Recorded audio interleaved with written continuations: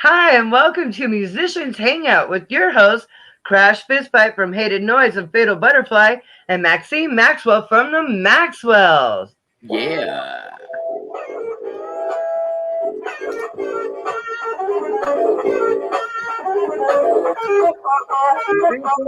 Happy Wednesday, everyone, and cheers.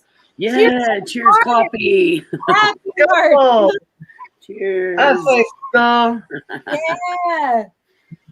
Oh my goodness. It is so great to be back, you guys. We've got a really fun evening planned for you with a really awesome guest. I will read off Musicians Hangout mission statement, and then we'll introduce to you who we've got tonight. All right, so Musicians Hangout mission statement is to be part of a revolution to create friendships with other artists and build a community network of music, and we continue to do that within our journey. And with that being said, I would like to introduce to you Jen Yates. Hey, Jen. Yay! Hey guys, ladies, how are you doing? All right. Thanks so much for I'm still sharing live right now. All right, we're streaming live. Sharon, Portland, Oregon is where you're based, right? So no, we are in Seattle, Washington, mostly. Seattle. Oh, I totally got that all kinds of wrong, man. Oh, it's all right. Where are you at? Louisville. Well, I'm based in Louisville, Kentucky, but I am in Kentucky in the middle of nowhere right now, down near Nashville, Tennessee. I thought you were in Kentucky because I clicked on you for a while. I've been following you. Yeah, thanks. I have been too. You know, my horoscope keeps telling me I've got all these stalkers like checking me out, and they're like, "You don't know it," and I'm like, "Yes, I do. My horoscope just told me." I'm a stalker right there. I love that. Well, keep on stalking because I love it. I love you, Jen. I couldn't. I just can't believe I messaged you and you were like, "Yeah, I'll be on your show," and I was like, yeah, why not? I love. If there's anything I love, I've done professional media since I was 16 years old, and I'm 42. So I have done radio and TV in just about every position you could hold in both of those. And I left at age 30 to pursue my love of teaching music. And so for the past several years now, 12 years, I've been teaching kids, and I started my own business, Generation Studios, where I teach online. And I take 4 and up. My youngest right now is 5 years old. So I left media, I guess, per se. So it's always nice to go back to it on occasion. Oh, I'm sure. Thanks for the invite. Oh, yes. Thank you for thank you for being on. Yeah, it's just 5. That is crazy. Yeah, you are so interesting. Like, I want to hear all about your journey. So I didn't know that you had. Did you go to school when you were 30 to become a music teacher? No, actually, okay. So my father was a drummer. This weirdo backdrop. The weirdo backdrop I call the drumatorium. That is my dad's living room. He's a vintage drum collector. Yes, that's cool. And I love that you just have this gong hanging out.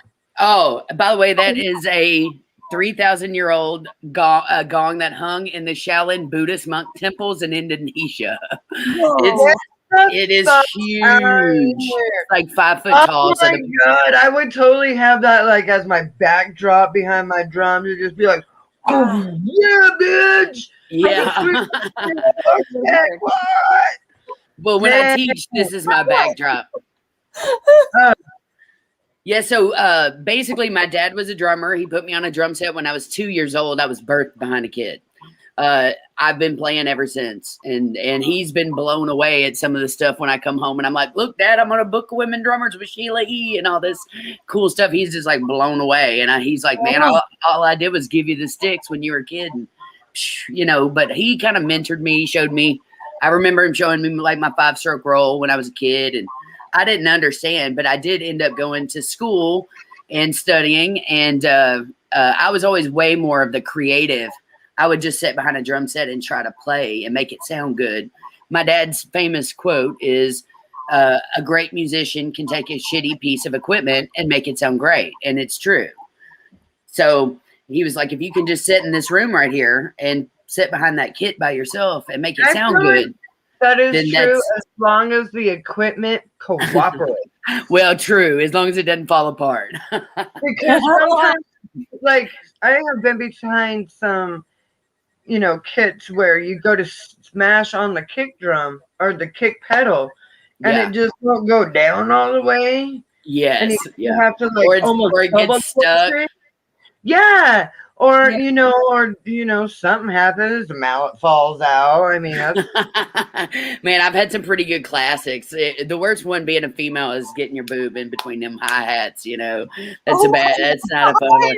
I saw a guy. have that problem because You don't have any. boobs. I just have small boobs. And my hi-hat, because I play punk, I like to have it really close to my crotch because I go really fast. Yeah. Punk, y'all are both punk. But if you get going with it, that could happen. Oh yeah, I've had some pretty. Have the turkey for it though. That's. I was gonna say I've almost also cut off my thumb at Stevie Ray's blues bar venue there in Louisville, Kentucky one night, going for my snare, and it was the second song in of the set, and it was a real high energy. I was touring with a girl named Kelly Ritchie in Freakbase. Smashed it on the rim, and somehow, I mean, it literally was hanging. So all I could do was I literally like duct taped it up and kept playing. And I got through the set, but at the end of the set, I was like, dude, I think my thumb is going to fall off. And So badass. I know. I mean, what else? The show must go on. I have some used equipment. All this equipment that I have, almost every single piece, it has been used by somebody else in the industry that they donated to me when I woke up one day. I was like, I want to be a drummer. And they were like, okay. And so my throne wasn't the greatest, and it would get stuck trying to like open and close. Oh. And one time I went to open it, but my hand got stuck in between it and pinched some skin off. Oh, and I was bleeding all over the place. We are totally punk rock with all these combos. Big. And I still have to build the rest of my drum kit, so there's just blood all over my kit. I just throw on my drum gloves.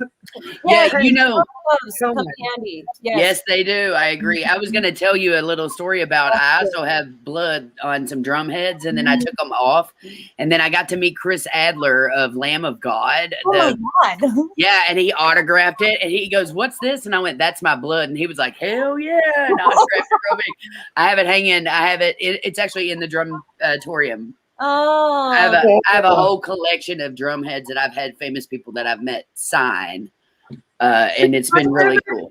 Famous people to sign anything when I'm like the first drummer for Nirvana. Yeah, Aaron Burkhart. He's actually a good friend of mine. Oh, and cool. I have a cousin who her son is like this huge Nirvana fan, and she's like, "Can you get an autograph?" And I'm like, dude, it just feels weird, like going to my friend and just being like yeah, fine, dude, like, can you like sign this? Yeah. But like my brother was the very first drummer for Green Day. He's not on any album, but they were like still back in the day when they're like auditioning people or like just jamming out, and then so many jamming out in Billy Joel's living room in Burbank, California. So I mean, I've been there. Yeah. Burbank, yeah. Man, I was out in LA for about 3 months playing a show at Culver City called Girlfriend. And so that was my first experience of the West Coast, and I loved it. I fell in love with it. A lot of people had bad experiences going to LA for the first time. I had an amazing experience. I was like, Courtney Love was at my show. I was like, this is crazy. I'm sitting there playing, looking out, and I'm seeing all these famous people, and I'm from Kentucky, and I was like, from a town of 3,600 people. That was not, I grew up listening to Courtney Love, never did I think I would ever be playing, looking out, going, and I met some of the Bangles on that trip. That's fucking cool. Michelle Shocked came to our show. I can't remember the list. Bitch was one of we were just talking about bitch and animals. Yeah, the one bitch just sent me Tube Talks, and she's going to collab with me on my new record. So I'm super pumped about that, But either way, it was a great experience to get to be from such a small town and then be like, wow, I'm in LA and I'm parking in Kirk Douglas's parking spot, and all this cool stuff. Yeah, but I loved LA. I'm actually going to be driving anywhere. That guy's like what, 107?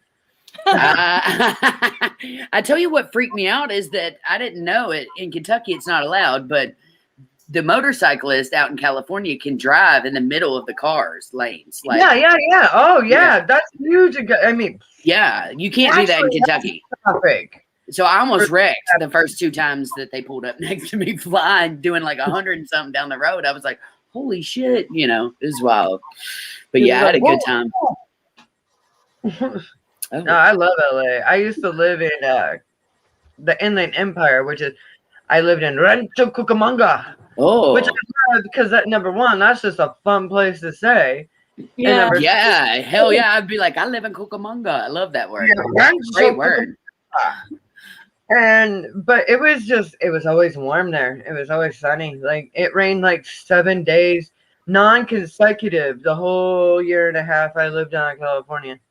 7 days. Oh my God, Maxine, I'm digging your pants. Oh, I was about to say the same. Your pants are so dope. My pants are cool. I love those. Yeah, those are badass. I have my puppy. I got a puppy, so every once in a while I got a bolt. Hey, do your thing. I was gonna tell you, I have some pants like that. Mine are red plaid, but they're the bondage pants where you have the hooks on them and the zippers. Oh, I love pants like that. I have they're like that, but they're not plaid. But yeah, I need those. Those are plaid. They're close to plaid. Oh, they are really comfortable. Those called trip pants. Yeah. Yes, I love trip yeah. pants. I have a ton of trip pants. Oh, I'd never heard of that. Trip pants. Yeah, they're so hot topic. It's the name of the company, Trip. Yeah. Oh, okay. I was like, oh, short people like me, we trip over them. That's my hillbilly swagger coming out. I love that. I was like, we make hillbilly cool. So, Jen, you were in a book, Women Drummers, and I just wanted to show our viewers Women Drummers, guys. At the top. That's Jen right there. Yeah, that's Jen right there. Thank you. You know what's funny is every time I get any sort of like really national or international recognition, the picture is always covering my face, so nobody knows it's me ever. Oh yeah. You can't tell, but my hair is super long when I let it down. Yeah, that's how it is for every drummer. Our hair is in the way. Thanks, Jim. Yeah. Hey, by the way, I can see Jim Day said, shout out to Yates. Checked out your website. Can't get no more. Thanks, man. Appreciate that, Jim Day. You rock. I love that they can type in. That's super cool. Yes. Jim Day is a cool dude. Yeah, we love Jim Day. Oh, yeah. Super cool. And usually, like, our chat room is pretty chatty. Chatty. We'll get them in there. Yeah, I'll keep posting on there. I'll tell them to post some stuff. Tell your to come in. Yeah, I want to. Yeah, I was just about to like try to. I'm all like ADHD. I'm like, what's going on? I got lots of stimulation. I want to. Oh, good. I want to tell you the story about that book cover though, because that's a story in itself. I got a call from Angela Smith, who actually had seen my work on with autistic kids online. She had found me online. She told me she was writing a book. This was back in about 2013. She said, I'm writing a book on women drummers. I'd like to know if you'd be a part of it. So, of course, I said yes. She asked me 20 questions and then asked me to submit a picture, which the picture you see is the one I submitted. I didn't know anything else about it. I didn't know. I thought it was going to be some podunk, something. You know, I had no idea. So I was like, cool. When's it coming out? And she's like, it's coming out in April. This was like November. And she was like, I'll keep you updated. We'll never heard back from her again, right? So skip to like February.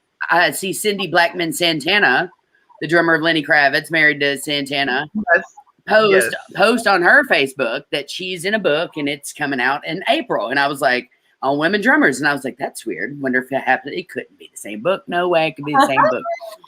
Never heard back from Angela Smith, the author, yet.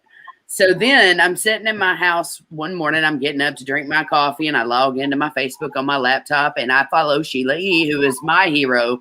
Shiro growing up, her Karen Carpenter, as well as Cindy Blackman Santana. I had not yet heard about Viola Smith because I'm from a very small town in Kentucky. You know, we only had 3 channels at the time and some radio that was nothing but country or gospel, you know. Okay. So So anyway, I log on and I see Sheila E. post a picture of the cover and said, "This book is coming out. Happy to be a part of it." And I like flipped my shit. I was like, "That's my picture!" Yay! Oh. Yeah, that's so awesome. I still get cold chills telling the story, y'all. It's a good Dude, that's awesome. And I have to tell you, it was at a time in my life where I'd been teaching a lot of kids. I just went, from 60,000 a year to like 20 or 15,000 a year to pursue my job. My job at the time was covering murders in the city of Louisville, Kentucky. I had a pager from the morgue, and I was the news bureau chief for 12 different radio stations. So there was nobody to call in. So anytime, and by the way, that's also where the Breonna Taylor case famously is done, is downtown Louisville, where I'm based out of. Yeah. So it's been it's been a hot mess of crazy over 2020. But back in the day, I was covering murders, and I was just like, this is not my purpose in life, y'all. I was like, this is not what Spirit sent me to do. I want to teach music. So I started teaching, and I had been teaching part-time after my 9 to 5.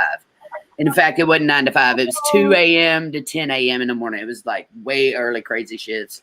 In the middle of the night, I'd go in and then get off by 10 o'clock. So I gave that up. I took a huge pay cut, and I started to go full-time teaching kids, and I've been doing it ever since, believe it or not. And I started I started my own business, Generation Studios, JY Iteration Studios. Oh my God, I love and that. now I'm teaching online. So if there's anybody out there, that wants to learn, I'd teach online now, thanks to COVID. So I took, 5 and up. I've been teaching for like 12, 13, 14 years now. So I had, I was just as shocked as anybody was at the point in my life that book hit. I was about to give it up. I was really at my wit's end. I had lost band after band. I had lost, people I was playing with kept dying. Like everybody around me, I seem to have this omen with people that I play with just passing while I'm playing with them. And oh, wow. Yeah. And I was just at my wit's end and about to give it up. And then that happened. And that was kind of like Spirit telling me, don't give it up. Yeah. And so every time that I go to give it up, something crazy like that happens now. And it's so weird. Yeah. Wow. So that's my story about the book. That's cool. And honestly, I went on to do way more cooler stuff after the book came out. And of course, if I read the bio back now, I'm like, dang, I went on to do so much more. In fact, 2 years ago, I get a call from somebody who knows me, a talent agency that I play for the Kentucky Derby and the Kentucky State Fair. Oh, that's Triangle Talent. And the lady knew me, and she said, since you're on a book with Sheila E., I'm sure you've met her, right? And I went, no, I've never met Sheila E. And she goes, well, meet me in about 2 hours. I've got tickets backstage for you to meet Sheila E.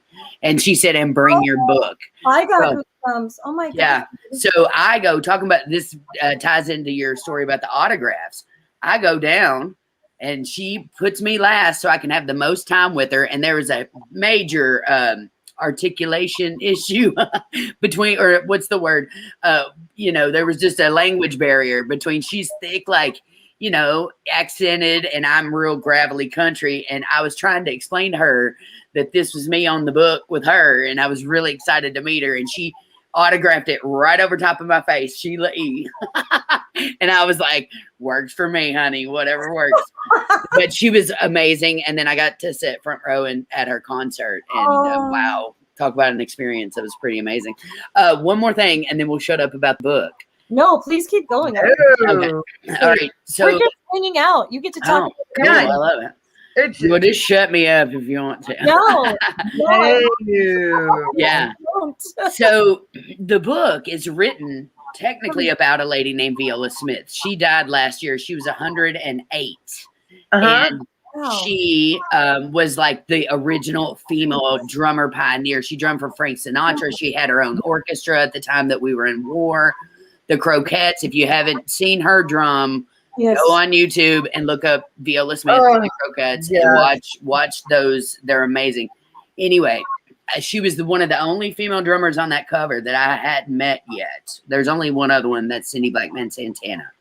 and I've met all the other cover girls. And so I tried to get an interview with her, but at the time last year when I tried to get it, she was already cut off from interviews because she was like her health was really bad. Oh. And then she died in October of last year, 2020. I remember that. I didn't realize she was 103, you said? 108. She was going to turn 108 last year. Oh, 108, Jesus. Yeah. She was 107 when she died. Yeah. Yeah. And she almost made it to her 108th birthday, which was in November. I only know because I would always send her, I would write a handwritten card thanking her for everything that she'd done for women drummers. And I would send it to her on her birthday after I learned who she was. Yeah. Yeah. So anyway, after she died, you know, God rest in peace, Miss Viola Smith.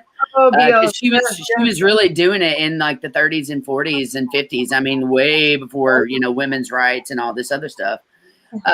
They called and said that she, in her last 2 days before she died, had brought that book out, had asked her family to read excerpts from the book of the other women drummers, and that when she passed over, she was holding the book in her arms. And I was like, are you kidding me? And that's a true story from her family. They had called and told the author of the book that she would be happy to know that she died holding the book.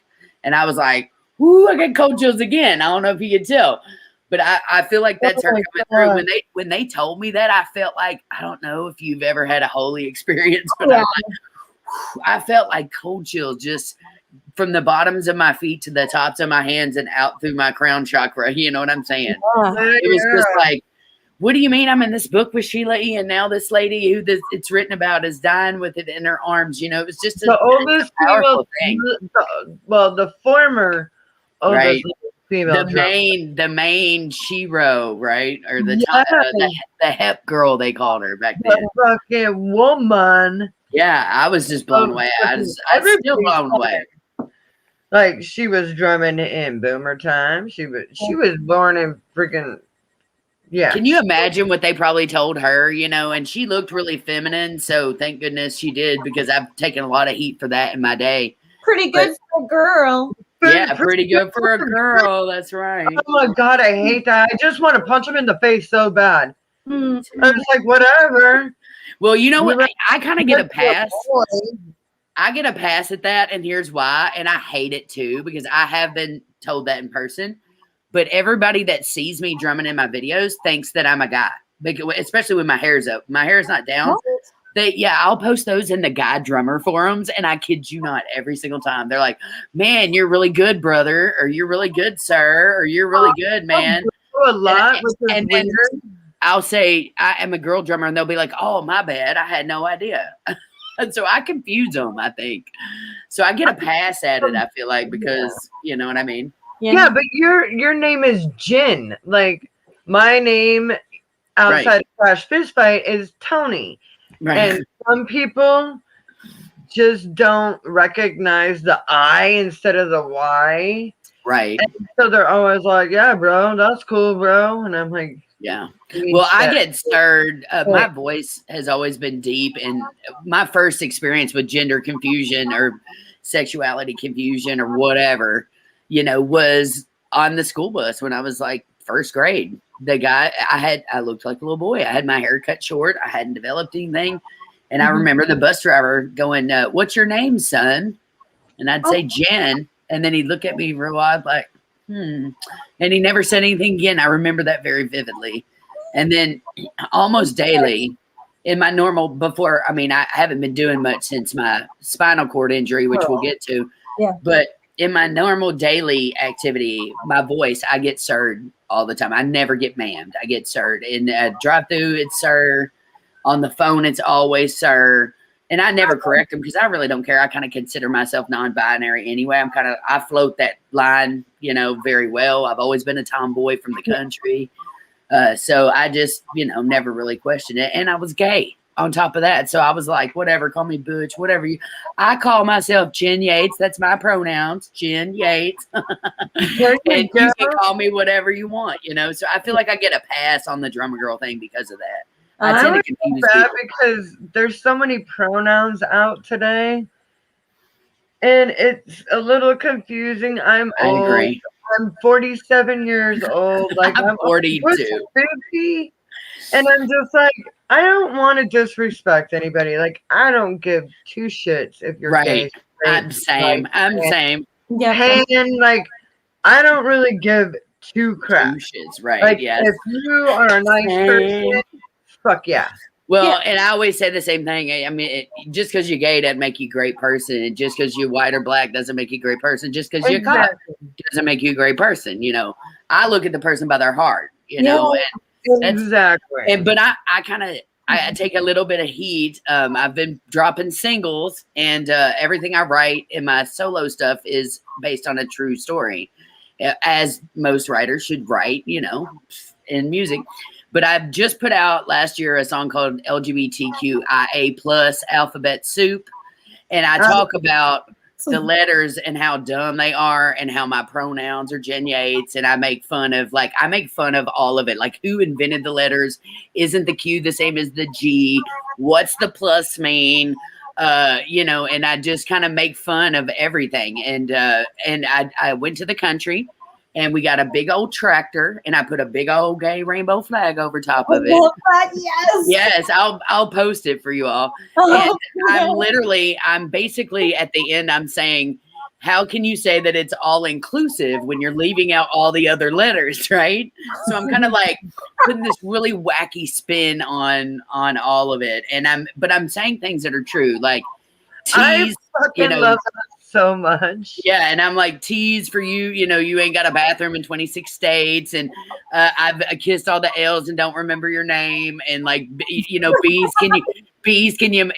will sleep with the entire band and take notes from the A's. We know where they stand. You know, I'm literally just making fun of the letters. Oh, that's so fun. Yeah, that's hilarious. I love that. It got some thumbs down on YouTube, but I figure that's probably all my exes and their, you know, few friends. Fuck you, bitch. Yeah, I don't know. Yeah, they always win a song when I meet these, you know, I'm single and I've been doing my thing for a long time, not even trying to experience the dating world because I hate the apps and I hate all that stuff. And I've just been writing my dating life and my music. And so when I meet people, they're like, oh, you have this music career and I want a song written about me. And I'm like, don't say that. Don't you worry. Because right when it goes awry, that's when I start writing it. And then they're like, no, I don't want to have the song. So, yeah. It's not another love story, bro. Like, whatever. I know. Like, and what's funny, too, is all my exes, I call them by their song title. So I had Bougie, and then I had Block a Bitch, and then I've had Plastic, you know, where I like sample Britney Spears Toxic, and we put the Mean Girls Plastic sound effects in the background. Yeah, and I've got a bunch more coming out. Plant Daddy, Salon. I've got coming out about a plant who's confused about their gender and kills everything they touch. I've got a lot of really interesting things on this record that I literally just go there. And I do not put myself in any sort of box. And I sample everything from country to hip hop to Motown to old school. I've sampled TV themes, stuff like that, nursery rhymes. You know, I literally sample everything throughout it. So that was the goal: is no boxes, be as creative as you can be. And oh my God, I cannot wait for this to happen. Well, in Bougie, I dropped about 4 or 5. I just dropped The Gift of Gold, y'all, which is me rapping to a girl's ex, thanking them for cheating on them so that I could have the gift of gold. But the one before that was called Bougie. And I was like, what can I do to make I've always been, and I'm sure you can relate, being a punk rocker. I love shock rock, and I love shocking people. I always been slightly provocative in that sense. I like to noise is absolutely about the whole shock value. Yeah, and it also has an element of punk to it too, you know, because that's where I came from. When people ask me about the solo stuff and what the influences are, I say, well, it's anywhere in between like Joan Jett and Tracy Bonham's like F.U. punk rock to like the Beastie Boys' Licensed to Ill, because I loved hip hop and was around to, you know, see the message drop, and was huge Moni Love and Queen Latifah and, Salt and Pepper. And those were my jams, when I was growing up. So it's kind of like a mashup between these punk rockers and rock and roll and hip hop. But yeah, in Bougie, basically it's a diss track to a girl who cheated on me. And I thought, how can I shock the world? And then one of my gay guy friends said, well, why don't you put on a dress? Because you never go femme. And so I was like, ooh, that's a good idea.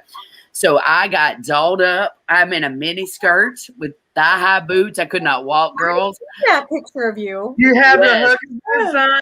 Hooker boots. Got my drumsticks. And I'm dressed, and I put on a wedding dress, and I marry myself.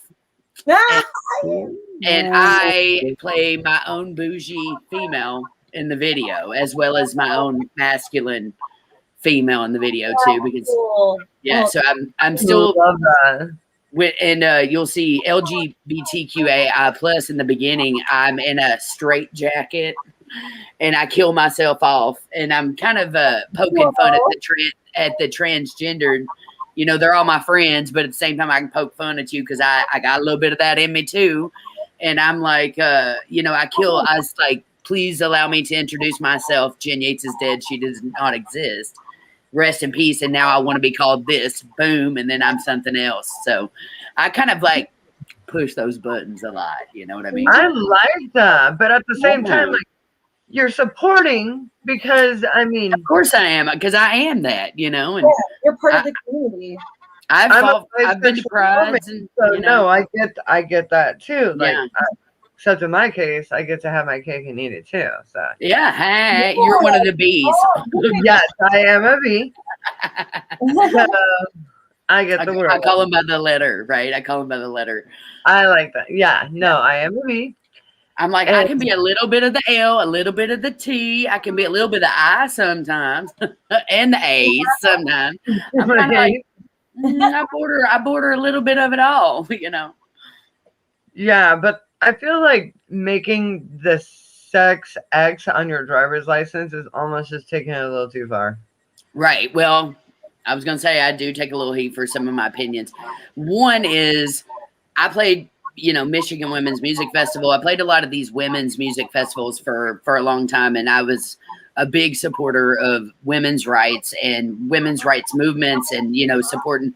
I've had a lot of older females around me, surrounded me, that blew my mind and taught me how to be a good person and how to fight for rights. And, being a female drummer from a small town, I'm sure y'all can relate to that. It's not the easiest thing. It's not the easiest thing in the world. Actually, and then I've been blessed and I've had a lot of support. I was a bass player before I was a drummer. I played bass for 28 years and I've always wanted to be a drummer, but never really had the confidence. Mm-hmm. And then one of my friends, Chris Black, was just like, whatever, here's the sticks. There you go. Yeah. Get back there, start smashing it out. Here, I'll show you a drum beat. And I kind of just took it all from there. I've had some drum lessons, but mostly I'm self-taught. And it's just, practice. Well, and if you play bass, bass and drums are the rhythm section. So, they go hand in hand. So if you've had that experience, it's a lot easier to transition over. It made all the difference, I feel like. Yeah. But everybody, all my friends, they were very supportive of me. I got my drum kit from them and, all that. But I don't want to sound like they weren't supportive because they were, but also it was tough being a female. Yeah. There's those other guys in the industry who are just like, oh, well, you're pretty impressive for a girl. Yeah. Yeah. Well, I felt like back in the day, I'm talking like the 90s, pretty much, that, there were times where I felt like I was passed over at auditions, and they weren't right for me looking back, but I felt like I was passed over, not because I didn't have the skills. I would have more skills than most people, but I wasn't feminine enough. You know what I mean? So I had a chip on my shoulder for a long time about not being feminine enough. And then I kind of was frustrated until I got hired by some amazing women who allowed me to drum with amazing female icons, that really showed me, wow, women stick together, and women really women should rule the world. Once I first went to Michigan, right? Dude, have you ever been to a women's music festival fully run by all women? No, well, okay, here's only women. Okay, so here's my experience take from it.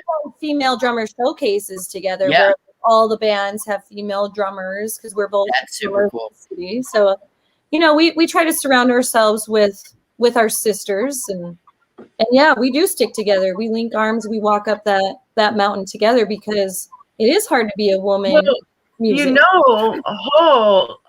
their drummer Patty Schemmel. Mm-hmm. Yeah, she's in the book, by the way. I know. I got the chance to meet her one time. Spectacular woman. I think what Courtney Love did to her was super fucked up. Well, it's kind of Courtney, ain't it? True that. I love her band Hole, but her as a person, I just can't fucking stand that bitch. Yeah, I hear you. Hey, I do want to say one more thing, though, about going back to the taking it too far thing. My point on that was I don't like them mixing that with women's sports because women have fought so long for them to have to be separate that if you're going to do that, then you need a co-ed team and you make it that way so that everybody is supported. But it is kind of like erasing women's rights and women's history. And in that sense, I do think it's taking it too far. And I will always fight for my woman first because I would never transition because women need the voice more. We need the voice more. So the way I look at it is I respect my ancestors and my women who have fought to their death just so we can vote. You know what I'm saying? And so I don't want to come around and erase history and everything that they've done. But I do support all of the LGBTQ, but I'm going to be outspoken about certain things I don't like, and that's one of them. This Mr. Potato Head thing, get rid of that too. It's the dumbest shit I've ever heard. I'm like, are they going to go after Pac-Man? Check this out. They're going to stop calling Manwich. I saw that. What the fuck? What are we supposed to call it? Ma'am, which that's still sexist. That sounds terrible. Here's another thing. What about hungry man? Are they going to start calling it hungry person? Yes. I don't know. I will say this, though, that I took a class on our language and how masculine it is. So if you look at our wording, woman has the word man in it. Right. Female has the word male in it. And so I, throughout all of my records, have done twists on that. So I did Welcome to the Queendom was one of my first electronic hip hop records.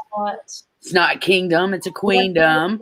And then this new one I'm putting out is called Herstory, not history, because it's herstory when a female is doing it.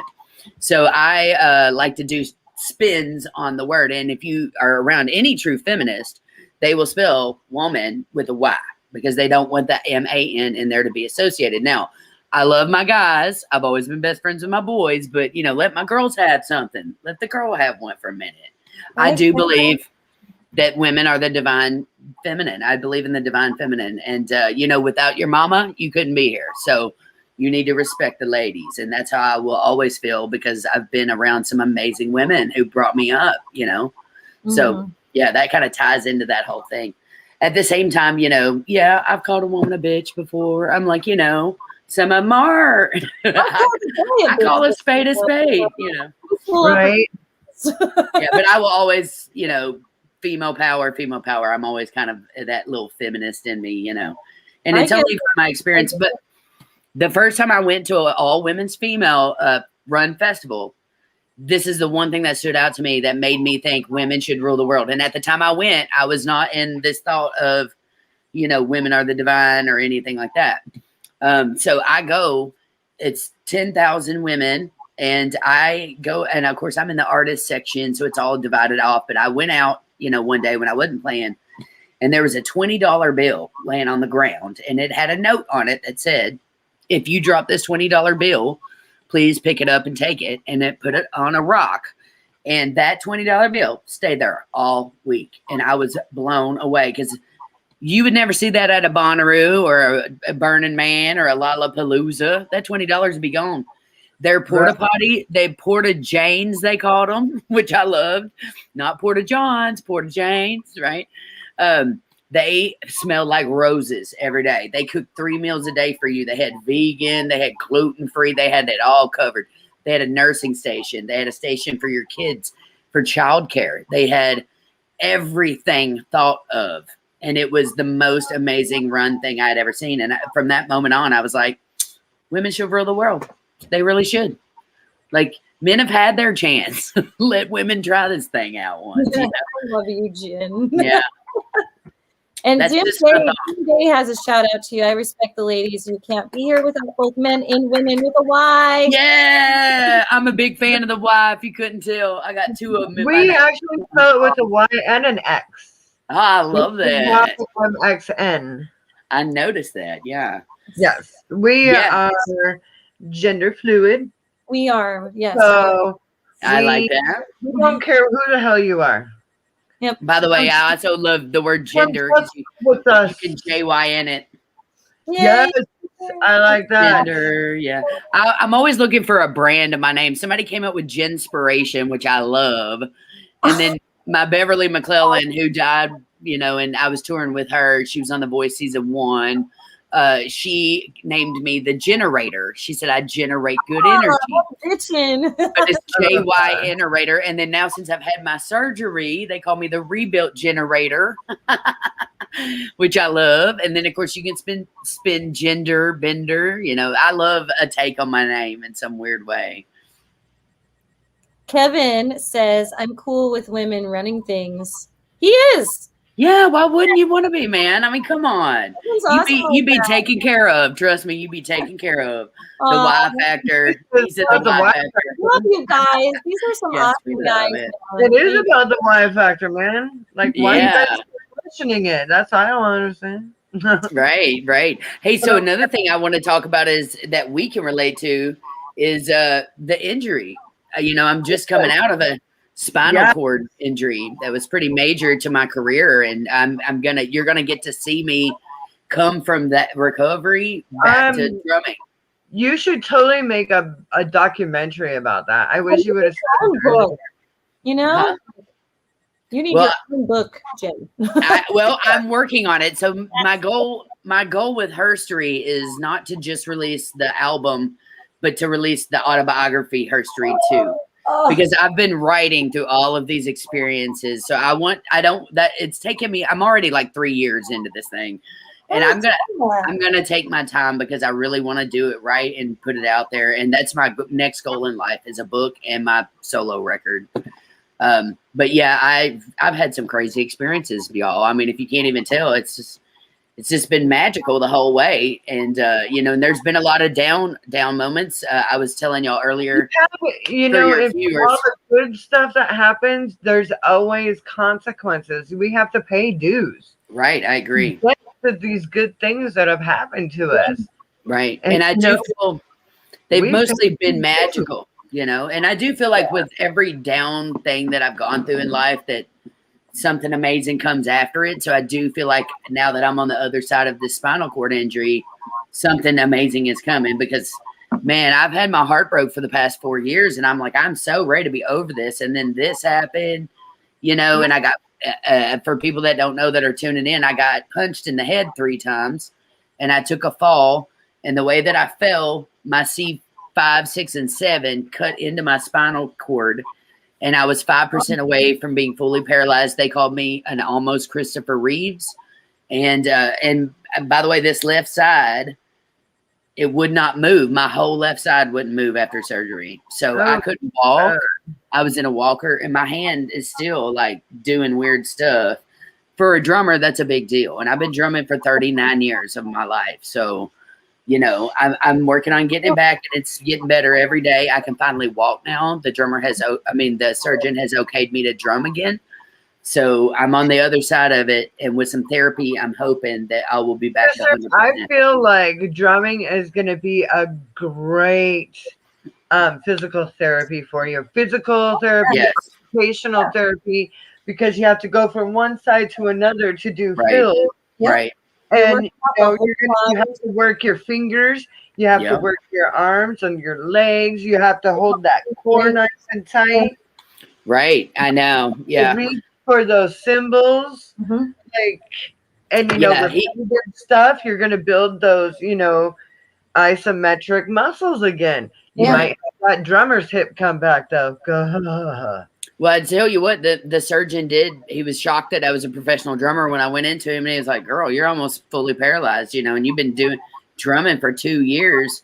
I went to the Super Bowl, y'all, last year, and didn't even know I could barely walk. Yeah. I didn't know. I didn't know what was going on with my body. I just kept getting worse and worse, and and then I was trying to drink to like get rid of the pain.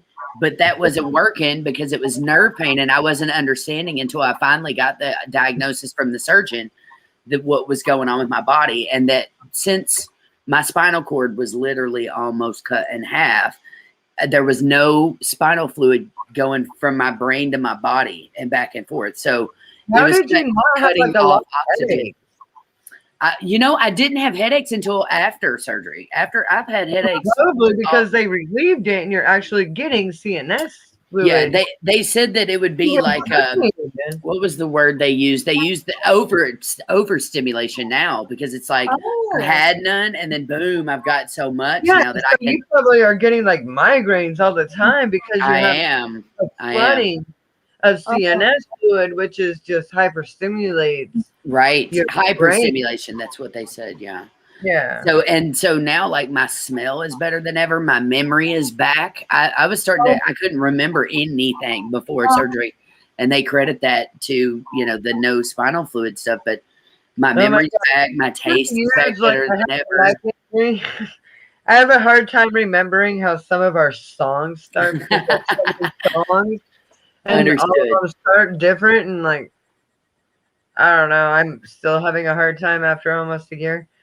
Understood. I know what it is. Like, I'm like, oh yeah, I got it, and I'm fine. But sometimes, like, my bandmate will say a name, and I'm just like, I think that's common with drummers. Like, I don't remember names of songs at all. Ever. Boom tap. They'll tell you that, right? The yeah. I have cheat sheets. And it's like starts with crash, crash, crash. And so, like, I'm just like, okay, I get that. Or crash, boom, crash, tap, boom. Or I don't know. Just like 6/8. It's in 6/8. And then it tells me how I end it. It's sharp on 3, like, crashes out. Or something like, I don't know. Yeah. And then how I totally get it. Goes through. Because sometimes we do it 3, sometimes 2. Kevin, who is now a bar manager in Tacoma at a pretty well-known, formerly well-known bar that's now called Rumors. Yeah, cool. What is it formerly called, though? I love that. I would love to get out there and play something with y'all at some point. Be awesome to jam. Oh my God, yeah. We're just starting to do shows in our area. So go ahead. Maxine's tripping out. Bring out the pedals. You'll be all right. By the way, I love your flying V's. I see them above your head. Husband, so he's the guitar. I love them. Well, I love the flying V. It's just a cool looking guitar, I designed the one right behind me for him, and his best friend built it. Wait, does that say 007? Yeah, that was my license plate on my car when I met him. So, wow.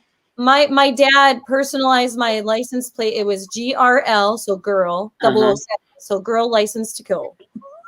You're going to freak out when I tell you this, but I toured with a band called The Band is Bond, and we played nothing but Bond theme songs, and it was with Jennifer Hertzwick and Natalie Cressman of Fish, and our keyboard player, rest in peace, Razor Sharp, was from Parliament Funkadelic and Bootsy Collins, and my bass player was Freak Bass, and I was on drums. So that was the band. Yeah, it was an all-star. And we played nothing but James Bond themes. Oh my God. And License to Kill was definitely one of them. That's the Duran Duran one, right? Yeah. Yes. We did that, Skyfall, and oh my God, all of them. Girls. Maxine, I haven't even told you this either. So I name all my cars. Name them all. Name them all. Yeah, right on. I just bought this 1999 Ford as Explorer from a former bandmate of mine. And I was having a hard time coming up with a name for it. A couple weeks ago, I had a couple drinks and I was like, you know what? I think I know where this is going. I'm calling my car James Bond. So my truck's name is James Bond. So it's funny you guys bring up this James Bond stuff, and I'm just like, holy shit. By the way, I totally thought you were gonna say, what is it, Lotta Pussy or whatever her name is. Oh my god, yes. That's right. A lot of vagina, that's what it was. Yeah, a lot of vagina, but what's the other one? A lot of vagina. Yeah, there's another one though that was so bad. I don't remember. Oh, they're all bad. All of the names are so god.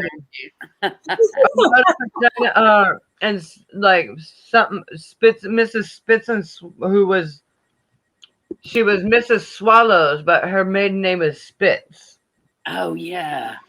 I can't remember, but man, I love all of the Bond stuff, but I mostly love the music.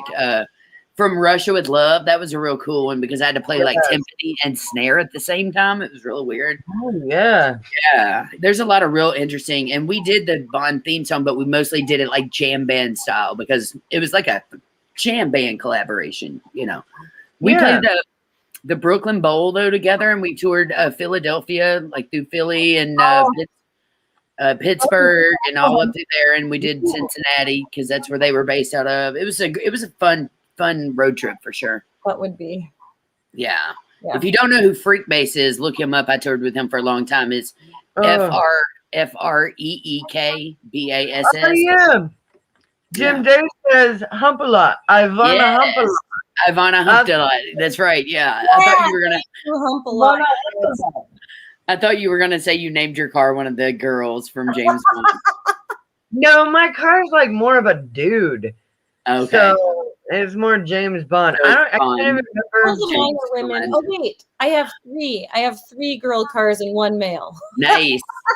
You're gonna flip out. Guess what I've got?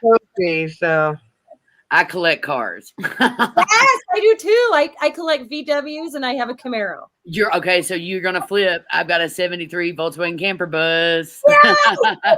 I named her Tawanda. I would. Yes. Yes. I have a 2000. What is it? A 2005 or 2006. Oh my god! It's in my music video. Come with me. We will show you what I have 3 Volkswagens, 3 of them. One's a '69 Gold Sparkle Dune Buggy. Then the '73 camper bus of Tawanda is my baby, which is in my music video, the Kentucky Beatniks COVID Hustle. Get back to this Dune Buggy. Yeah, I've got a '69 Volkswagen Dune Buggy that my dad built. Oh, yeah. Dude. Wow, look at it. Yeah, that's like my Tawanda. What year is that? This is a 1979. Okay, mine's a '73. So mine was the last of the air-cooled engines, but mine's baby blue, or the blue, and she runs. Wait, say it again. They can't hear you. Oh, ours is air-cooled too. It's a 2-liter though. They only made it in '78, '79. It's the same motor they had in the Porsche 914s. Wow. Yeah, 76. This is just for $70. This is just that is from the 1970. Wow. I love that he's literally in your garage working on an engine right now. I know. I love him already. He's always like elbows deep into Volkswagen engines. Like, I love that. I had to show you. I had to take you out there. Like, you got to see this. I love that. That's amazing. Who's with me? I got to ride in the bus, Rosie. I got to ride in her once. So I'm going to do a little shameless plug. I have a duo right now called the Kentucky Beatniks, and it's me and my musical soul brother, Nick Payne. Oh, I love that. Yeah, and we're 2 LGBT artists from Kentucky, and we thought it'd be fun just to take the Kentucky name and like represent, you know. And we filmed we've been writing music. He's an excellent songwriter and way better than me, but he's real fun to collab with. And so last year we were like, man, we couldn't do anything because of COVID. We couldn't play live shows. So we were doing these online shows and we were writing, and we came up with this idea of, you know, man, everybody's real sad about COVID and being on lockdown. You know, it was right at the beginning of lockdown. So we were like, let's do something to cheer people up. And so he was like, I know, we can write a line dance about COVID. And I thought, well, that's interesting. And I already had this beat that I'd made that's like swing music, right? And it was real fun, and it made you dance. And so I was like, how do you write a line dance? And then we were like, well, a friend in the room was like, you just start shouting things at people. You tell them like, wash your hands, you know, sing happy birthday, don't touch your face, clean your girl and bring her on down. Yeah, exactly. So around that barn now, taking her home.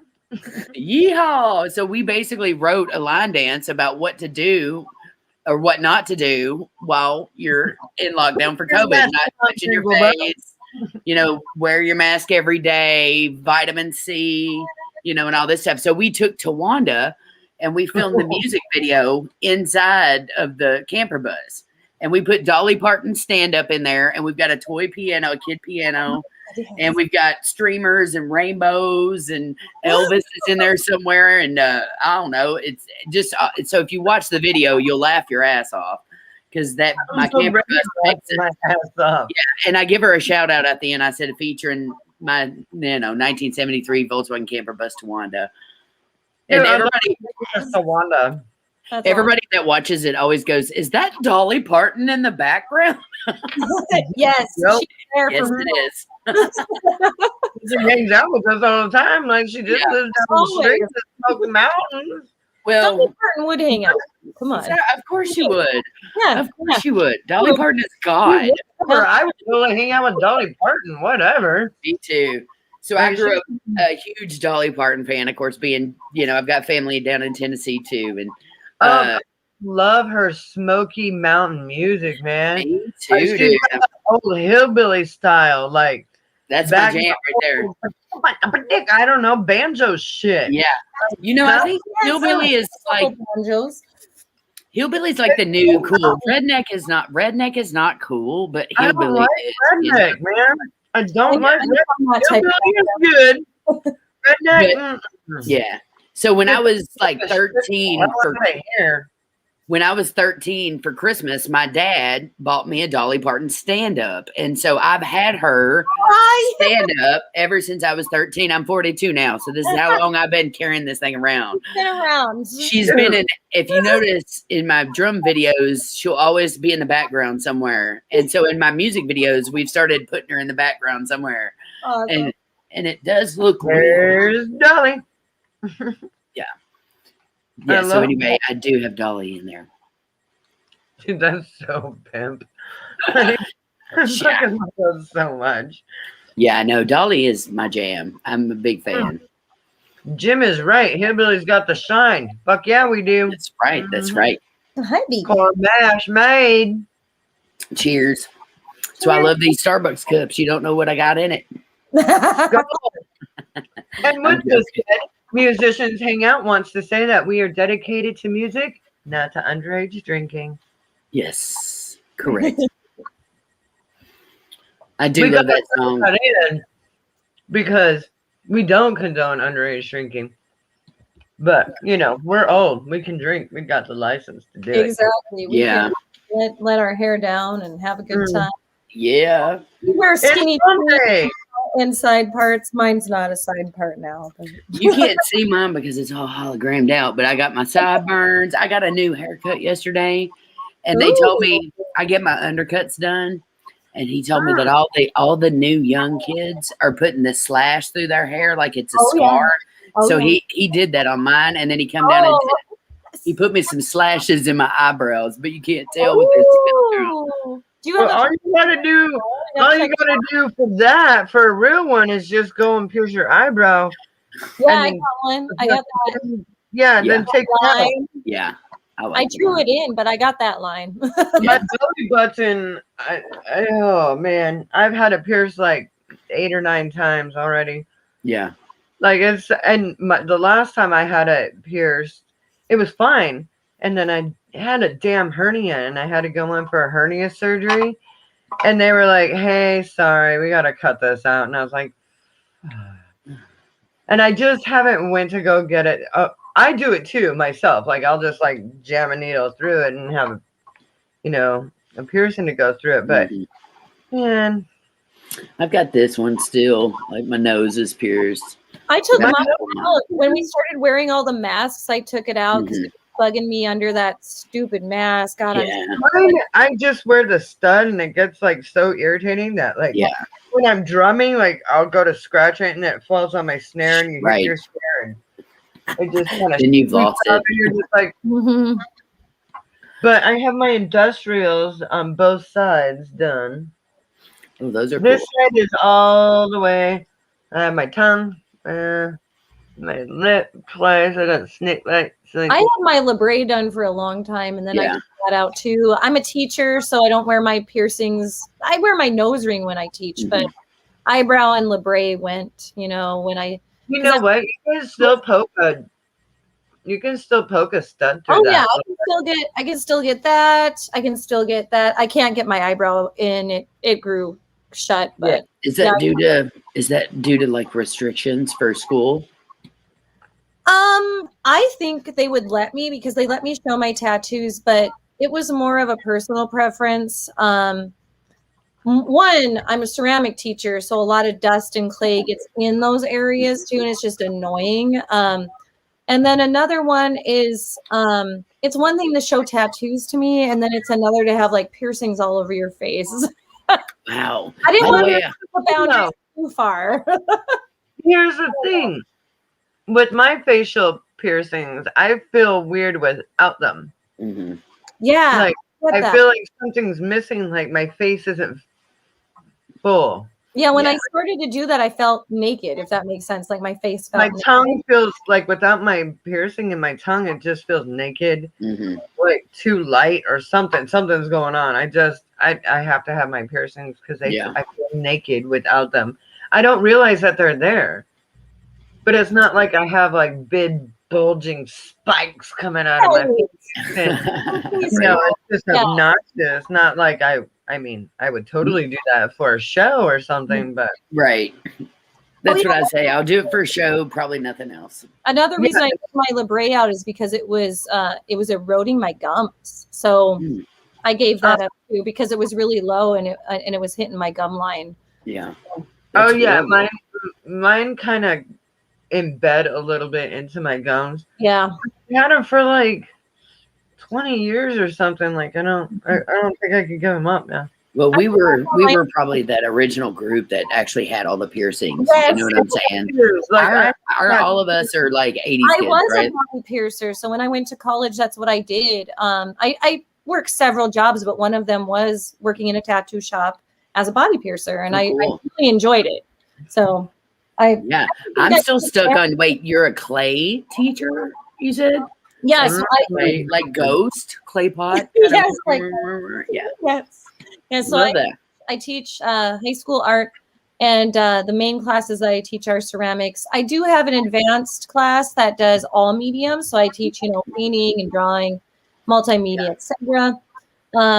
And I also teach social skills to kids. So I have a social skills class too. Yeah, I was going to show you. I've got, if I can find it right off. Anyway, what I've been doing for my business, you'll love this, is painting rocks. I've gotten into rock painting. Yeah. So I thought, how can my online drumming business, my drum lesson business, I thought, how could I promote that? And I was like, I'm going to paint rocks with little drums and music notes and little cassette like boom boxes and headphones, and then write my generationstudios.com on the background, and then just leave them all over the country, like parks, anywhere there's lots of foot traffic. And I think it's a pretty smart little marketing idea. Leave them on grocery stores, like on the shelves and the aisles, and like that's a good idea. Or like Yeah. So I've been That's using what metallic paints to make them like really stand out, like golds and silvers, bright colors. Yeah. Yeah. Because I know when I'm oh, I love the doggy. I was like, oh, I see the doggy. What you want? Was it Buster or Buddy?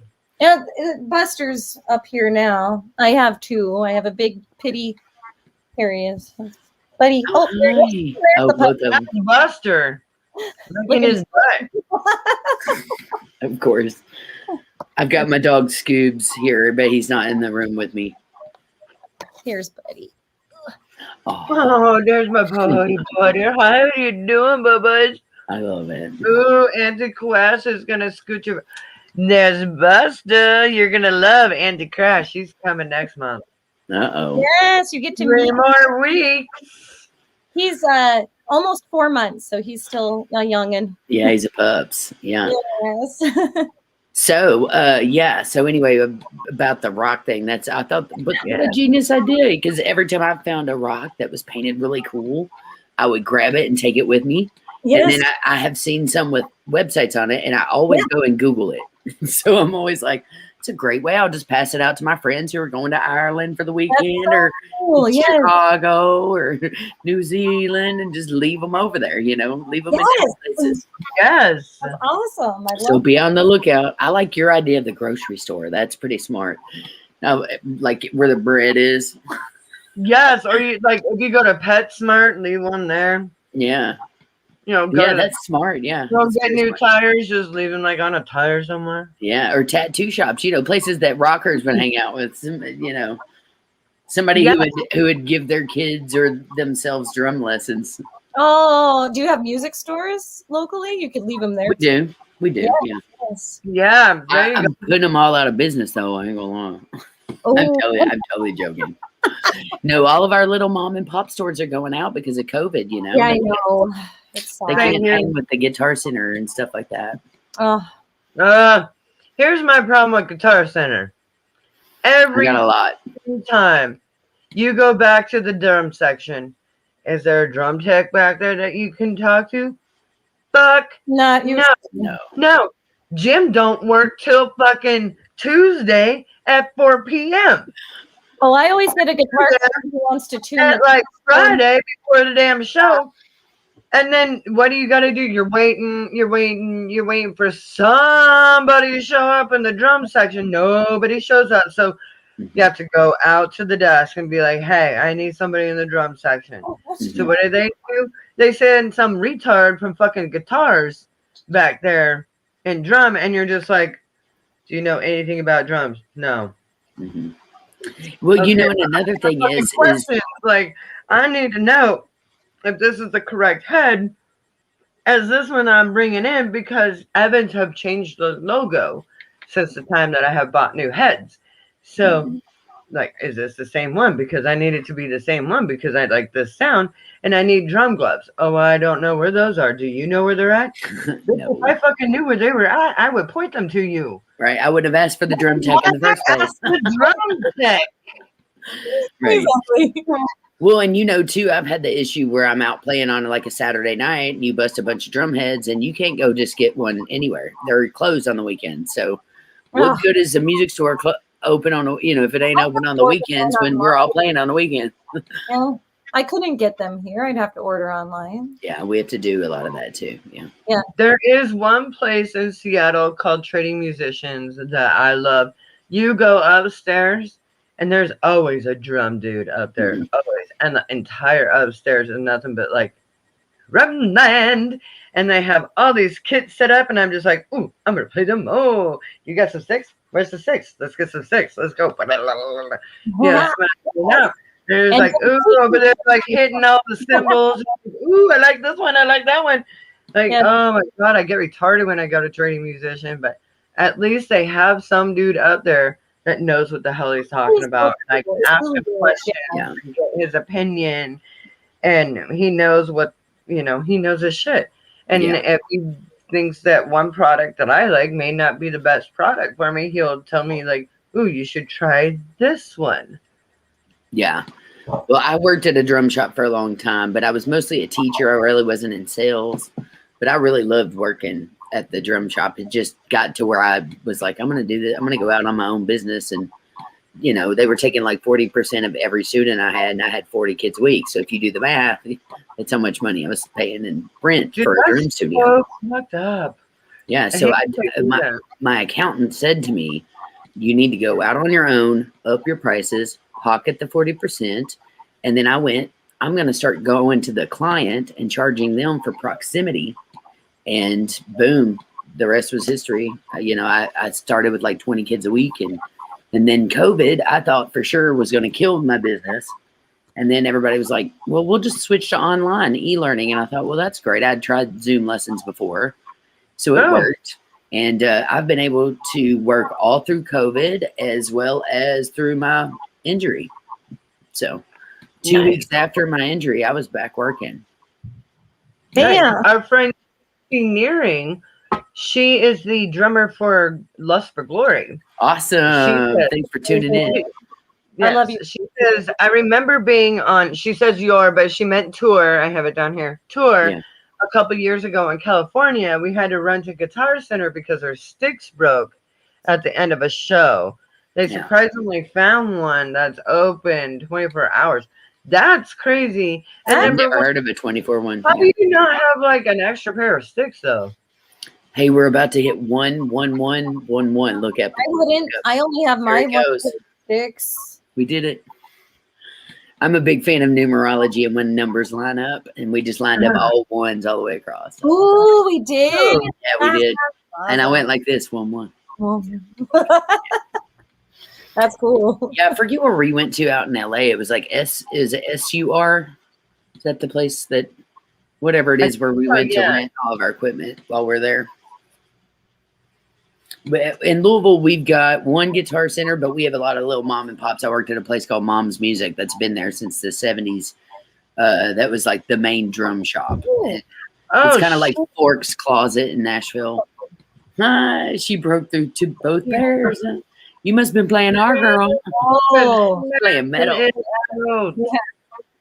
I'm getting close from one stick. Like I keep looking at it because it's just like I can see the crack in it. It's still holding together, and I try to smash the crap out of it just to wreck it. Finally. Yeah. But man, that motherfucker just won't hold. It just will not break. It's Big First though. Like I love my Big First 7As. Me too. Yeah, I'm a Big First fan myself. I have 5Bs. They're ahead, so they're fiberglass, and I've had the same pair for like 13 years. And there's sleeves that they're like a rubber plastic type of substance that you boil, and then you can slip over to protect your stick. So I just replaced them over and over. They're pretty sweet. I love them. My husband got them for me years ago, and I just love them. And I love that weight. I know it's heavier than some people like, but I feel like the stick plays itself when it's heavy like that. Yeah. I've got a big collection. I go back and forth. My faves though are those Steve Gadd's Big Firth. They're black. And then you can get them with the nylon tip. Those are my perfect stick. I love those sticks. But if I'm playing like marching band stuff, like, if I have a marching center or something, I'll play some real thick, like 2Bs or something. 5Bs, rock and roll, 7As. I'm playing for jazz. I was a marching band. I was in a marching band, so I think that's I love that. Yeah, you like the heavier stick. That's probably a reason why. I think that might be why I never really thought of it. Yeah. For me, 5Bs just feel huge and which are fun. Like I will always use like a 5B. That's like my backup size. But 7As, the almond tip, just wood. 7A feels like a tiny little pencil to me. I feel like I can break it. I don't know. Yeah. Oh man, but I can go so much faster though. You don't understand. Like I feel like I can go so much faster because like I could see that. There isn't as much weight back there. No, good. So and I'm one of those that I'll use 5 when I'm playing like rock and roll, but I'll use 7s if I'm playing jazz. It just depends on like I'm a different styles, use different sticks. And sometimes when I flam, because I have a little piccolo snare, I love my piccolo snare. Yeah. I just feel like they're real high pitch. Over 7A would just punch right through that head. Because I don't mean to, but like I crack my wrist, and the way I do it just gives it that snap and that crack that just like is super nice. And I'm not exuberating any like more energy than Yeah. It's just. I get that for sure. I'm curious what types of drum sets y'all play. I have a PDP with a Mapex Piccolo, and I absolutely love it. And both my kit. Well, I do have a Pearl too. Yeah. The Pearls were really big back in the 80s. I feel like 80s into the 90s. I feel like who was it? Was it Lars that played Pearl? Somebody played Pearl that no, I think Lars played Tama. But either way, there was some drummer that really came out that kind of brought them back, for a while. Yeah. Yeah. What about you, Maxine? I have a PV, and it's a set you can't find anymore. It was almost like a knockoff of a Pearl back in the 90s. So they made it for some time, and I think they discontinued because of the copyright that Pearl had. So it's very much like a Pearl. I have Evans hydraulic heads on it, and then I have a travel kit that I call Mini, and it's a Ludwig, and it's by Questlove. So it's I've got one of those, the pocket kits. It's really basic there. It's got a lot of sound because I'm a really loud drummer, and I didn't want to sacrifice that from my big PV. I wanted to have that sound when I went on the road, so I beefed up with that kit, and it sounds loud for its size, and I just love it. I can't wait to get back out there and play it because I have only. Me too. Yeah. I only got to take it one time on the road. It's got to go. And then COVID or what? Yeah. I might get a little mini kit, which would be really nice. To have noise. I love the mini kits. Me too. To have noise because I tell you what. Go ahead. Well, my kit for Fatal Butterfly is enormous. It's like a 7-piece kit, with 2 kicks, 3 toms, floor tom, and a snare, and 7 freaking cymbals. Yeah. But for my punk band Hidden Noise, I have a kick, a snare, and a tom, a ride, a crash, and my hi-hat. It's super simple. And if I could just stack them all inside each other, that would be so nice and conducive. Yeah. That's why I ended up for the solo stuff just going electronic, just because I'm like I can throw that in my front seat.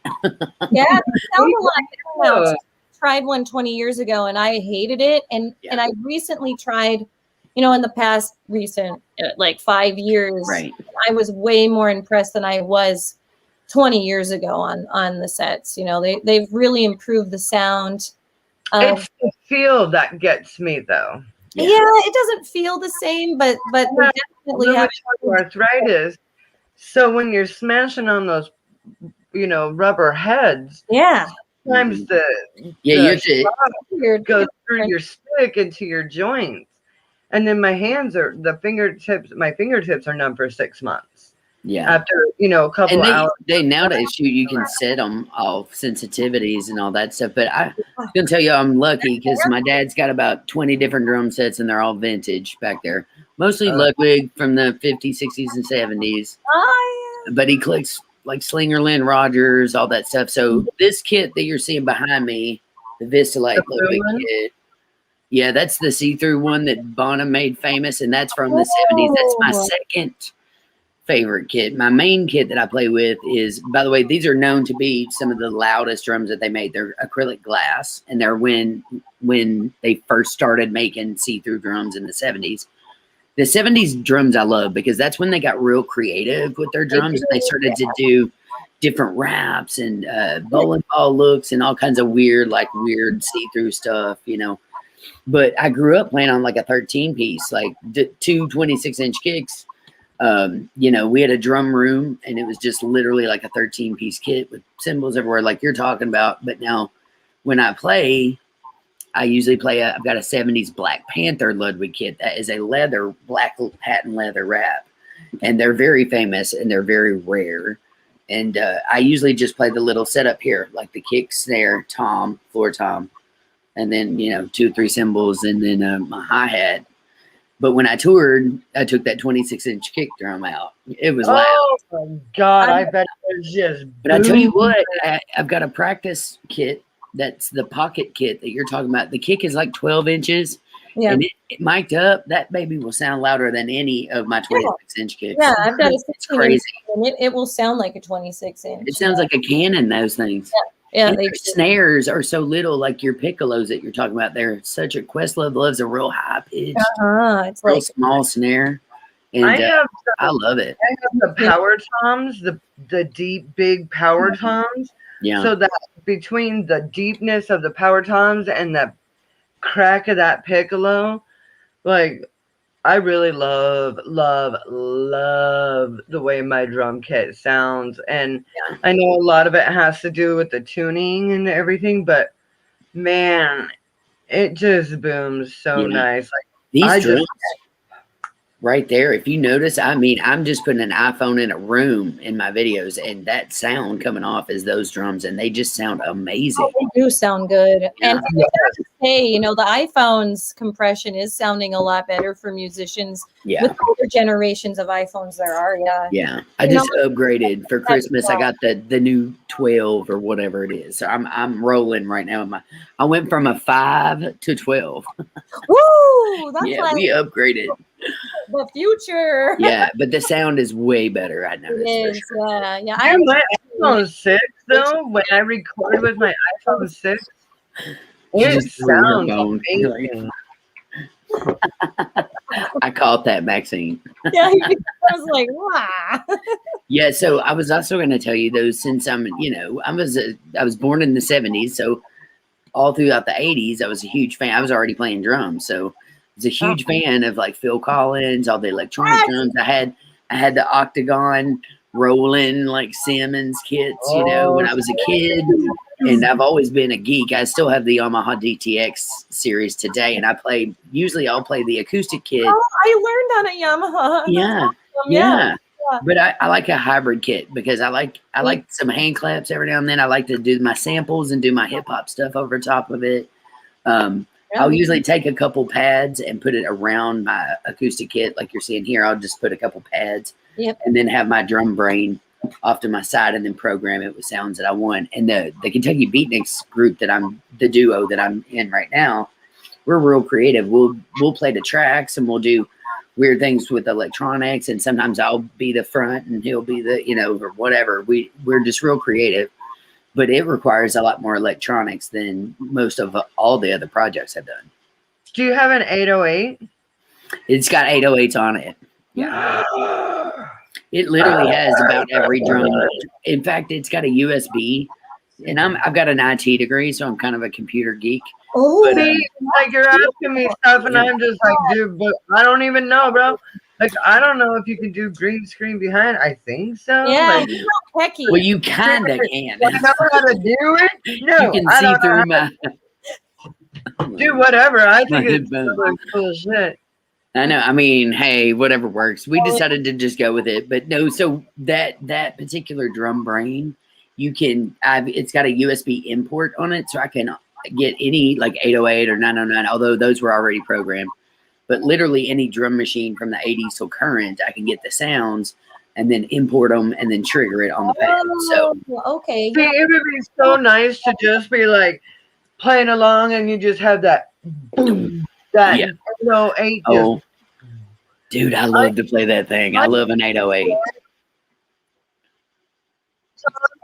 My floor tom is as close to an 808 as I can get it, and I just love to hit it as like that, you know, accent for the 808 because it's a lot deeper than my kick. A lot deeper. Well, I like to teach, and I teach a lot about that. But it's when you're teaching about it, like. There are certain, for example, if I have to cover a Whitney Houston song, I'm not going to be able to make it sound exactly like Whitney Houston. I Want to Dance with Somebody's got 808s and 909s and everything else up through it.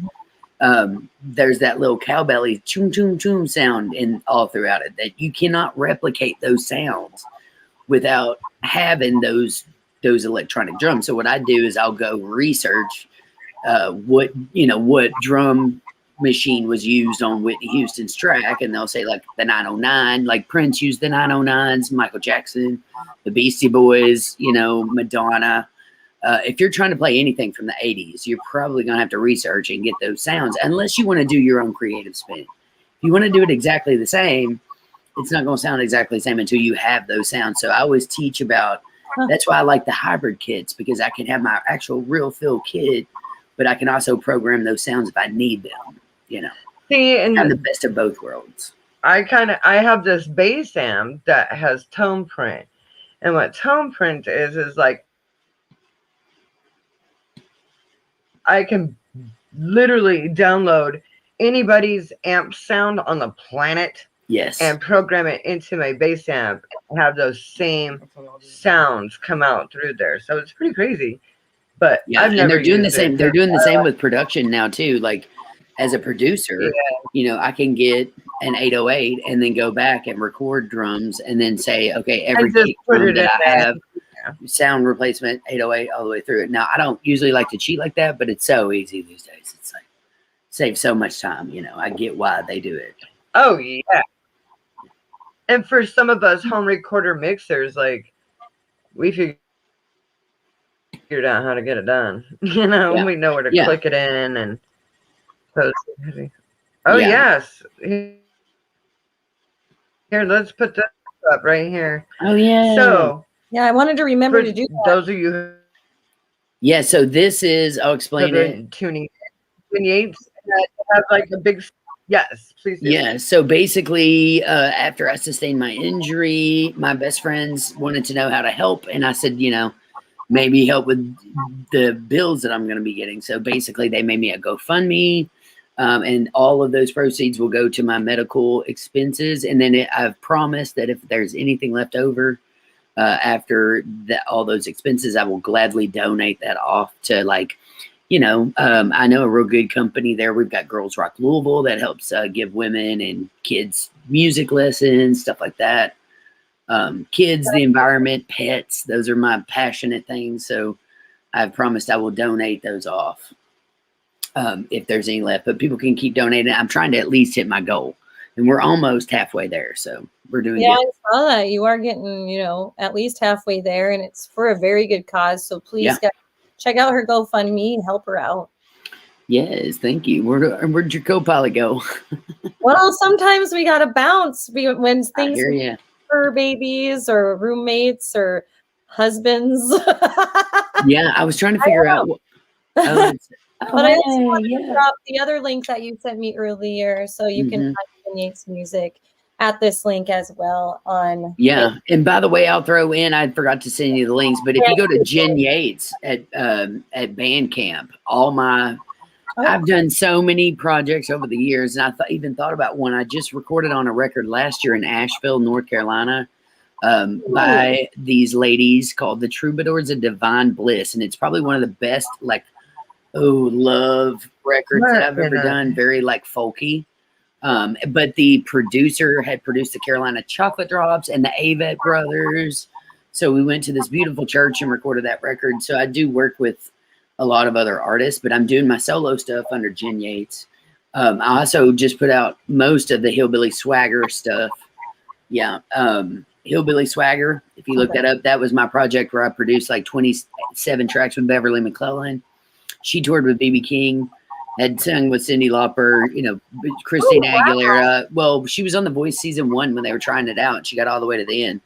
And Christina had picked her, so they became pretty close friends. And then she became close friends with Linda Perry, and she got picked up by a producer, went on tour with B.B. King. So I met her in her last 6 years. We didn't know it at the time I was recording her that she had cancer and she was about to die. So she died in the middle of that project.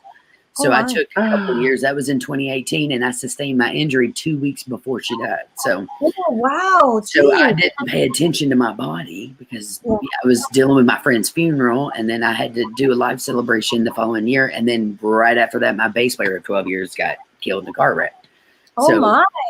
Yeah, I had all this stuff going on. So I kind of put all these tracks on the back burner. So 2020 has allowed me to not only take care of myself health-wise, but also to kind of get caught up with all these projects that I had produced and needed to get out. Wow. As y'all know, it's a process to get it out. Oh, yeah. So then after that, I started the Kentucky Beatniks, and I've been working on my stuff, my solo stuff as well. So I've always got a bunch of different projects going on. I'm also producing a lot of artists. I've been working with Griffey Town. They're two lesbian partner artists in Louisville, Kentucky.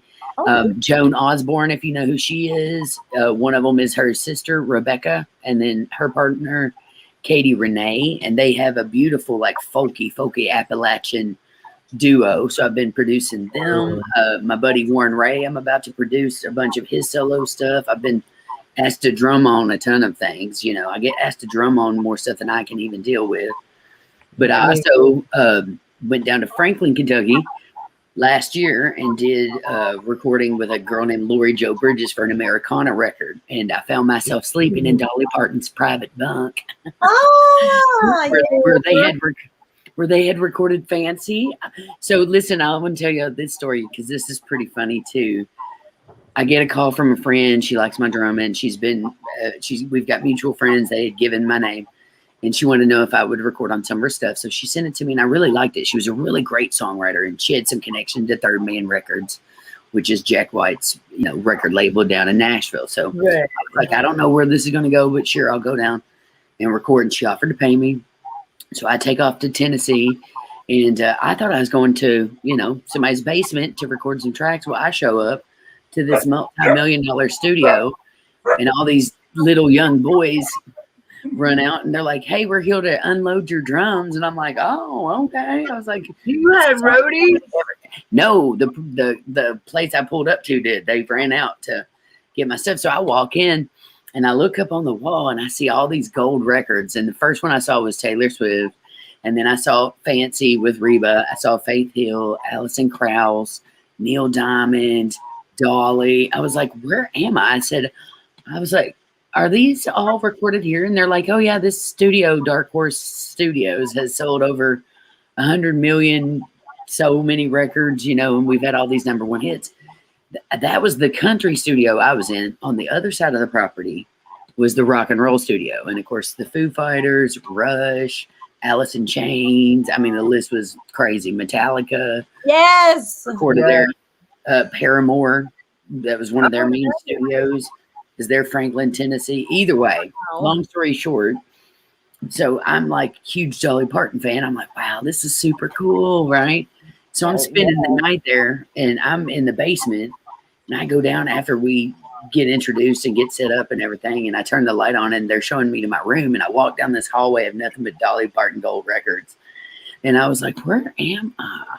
And so they put me in this bunk, and it had bunk beds, and then I look up on the wall, and there's Dolly Parton's handwritten chord charts and lyrics framed up on the wall, and I was like, what's with all the Dolly stuff? And they go, "Oh, well, this is Dolly's main studio. Her producer, Ken Wales, rents out this whole basement, and they just stay here all the time and do their music," because it was Franklin, Tennessee, where she has a house.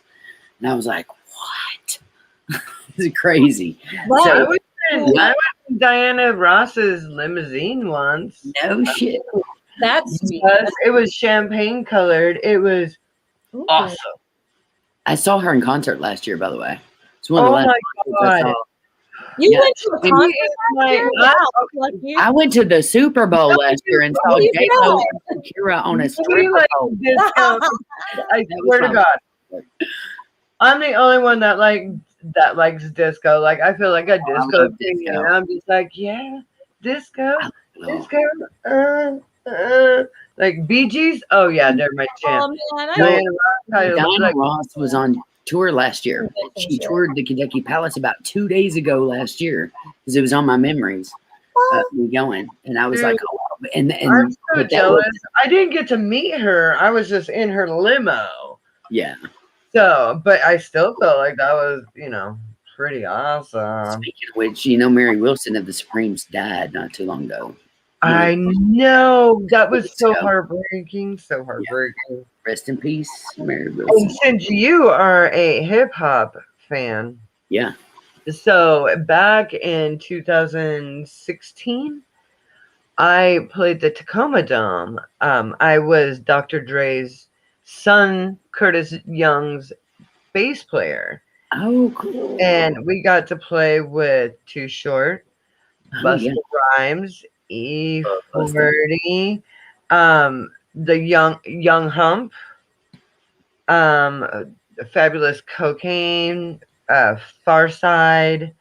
Like there were a bunch of the old school like hip hop artists that I got to play a show with, and it was cool because I got to Redman, Method Man, they were there. Yeah, I love Redman. Yeah, dude, I got to play pool with those guys before this show, like years before, and it was really funny. Those guys crack me up, like when they're not in the limelight or trying to, but just being themselves, off camera, I guess you could say.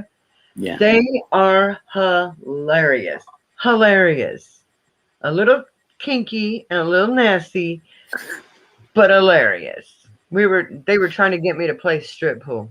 I was just out of here. That's hilarious. I would love to get to play with more hip hop artists. I haven't really. The only one I even got to play with was a chick named Medusa. It's a lesbian hip hop artist out of LA. So, have you ever heard of a hip hop band called Doomtree? No. You should check them out. They're from, I believe, Wisconsin or no, Minnesota. They're from Minnesota. Oh, nice. And Minnesota represent. Yes, and one of their solo artists, his name is POS. He is amazing. You should definitely check out Doomtree and his record company, Doomtree Records. Okay. And all of his solo stuff. Everybody who is in Doomtree has their own solo stuff. They have a female artist. Her name is Dessa.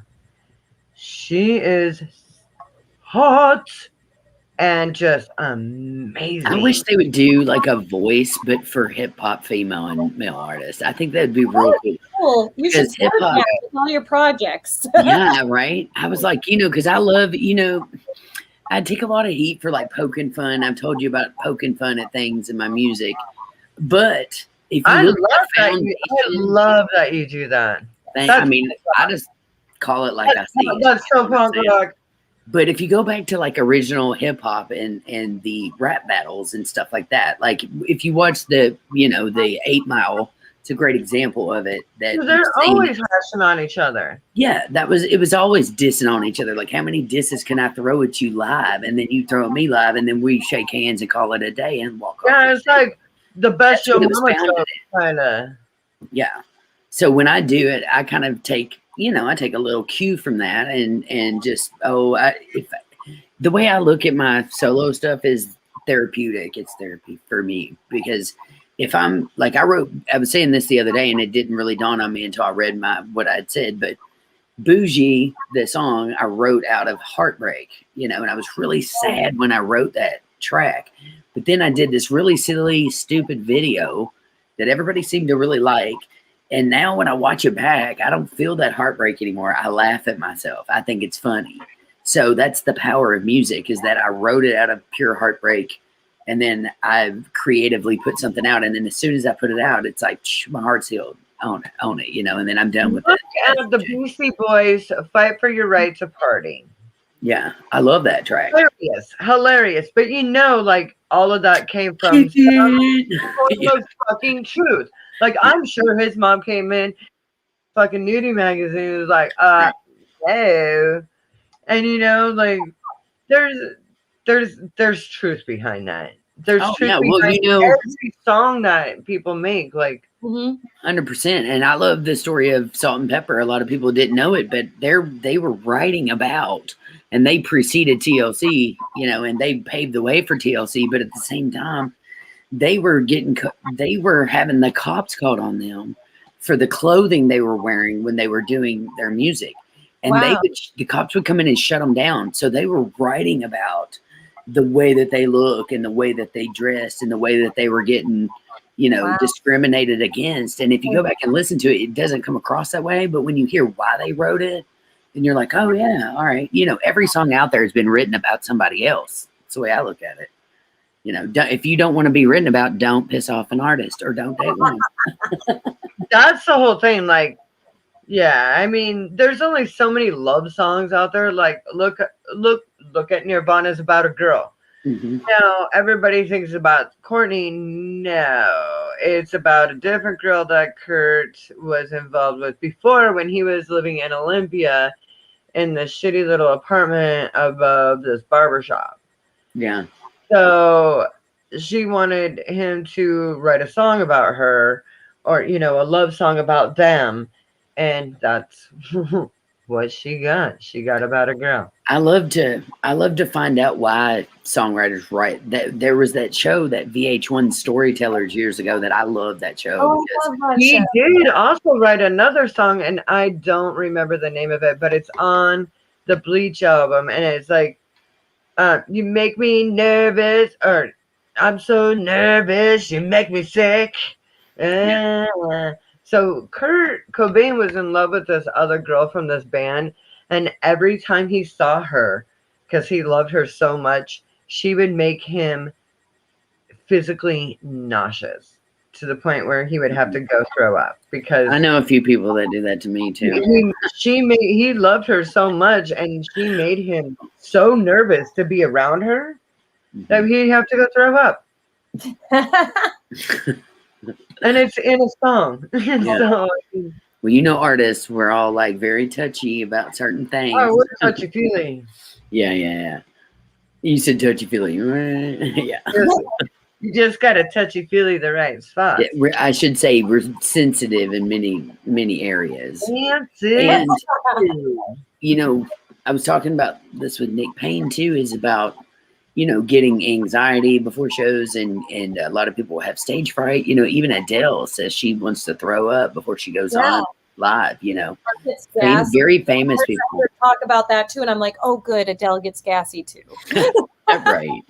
Thank goodness yeah. Dude, if I don't have a couple drinks before I go play, like, I get so nervous that I can't even look at the crowd.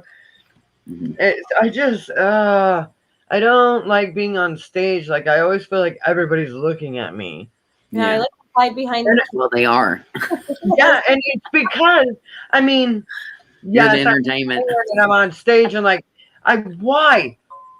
Answer me this riddle, ladies. Why is it we're in the back behind everybody else, right?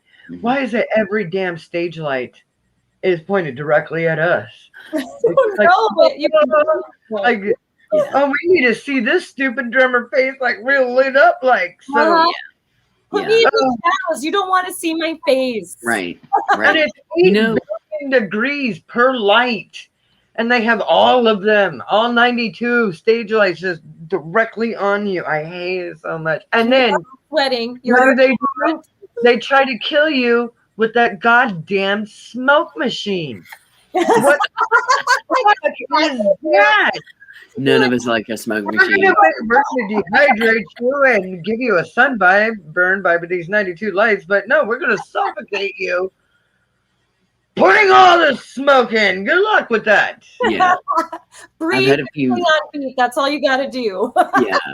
And I've done a lot of theater drumming too, and you talk about smoke and effects and fogs and lighting and all that. You got even more so. Yeah, but I did the Dome show. They had these 20 feet screens behind us, and then there was some asshole with a fucking GoPro right up in your face, just I got you, and you're on this 20 fucking screen behind you, and there's 80,000 fucking people out there. Yeah, that's hilarious. Oh my god! I just wanted him to get the fuck out of my face. Just fuck, dude. Please just fuck off. Can't you? That guy's available. Right. In my early 20s, I was a little rowdier than I am now in my 40s, but I've been known to throw a few drumsticks at people. Just let them slip on accident. Be like, get out of my face. I don't do that so much. I calm down in my 30s and 40s these days, but I know what you're saying. I'm too old to drop it like it's hot. I'm old enough to squat like it's warm. I might need to go back up, but squat like it's warm.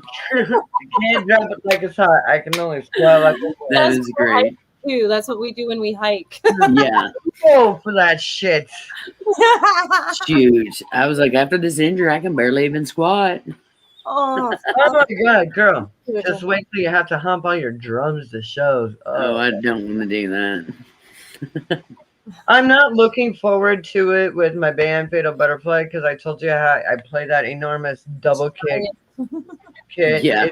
Is that the band that y'all are in a band together though, right? Just so I've got it. We're in No, different you're not. bands. You're in We're- different bands. Yes. I'm in That's two what I bands. thought, but I wasn't for sure. He's in one. It's cool. But I'm- we are like besties and like we play a lot of shows together. Cool, Yes. cool. To the music scene in Seattle, but we don't live in Seattle. We're outside of Seattle. Yeah. So Well, if I ever get out to the West Coast, we'll have to do a show. I would love to do that. That's happening. yes, Well, and I have a feeling we're on that. We can see the light at the end of the tunnel with this COVID stuff yes, here. I think so too. So, and I feel After like the plague, come the Renaissance. we need to have like this female drummer showcase. I would yes. love that. Maxine and I are always talking about it. And yeah, man, we'll have you. I would really love like to to. have Sharon Ransom come out. I love Oh, Sharon. Yeah. Aaron, oh my gosh, yes. You know God, when she was doing those ketchup videos dressed like the ketchup? I want to get. Y'all listen. Don't tell her. Oh my God. You want to be mustard? Yes, don't tell her. I want to dress up like mustard and send her one back. Please do this, please. I even You said we already could side by said side that it. on her show. I seen it, and I was just like, this I want to fucking do that. happened. I told her This once I needs get to happen better, so bad. you watch. I'm gonna find me a mustard costume. Yes. You watch.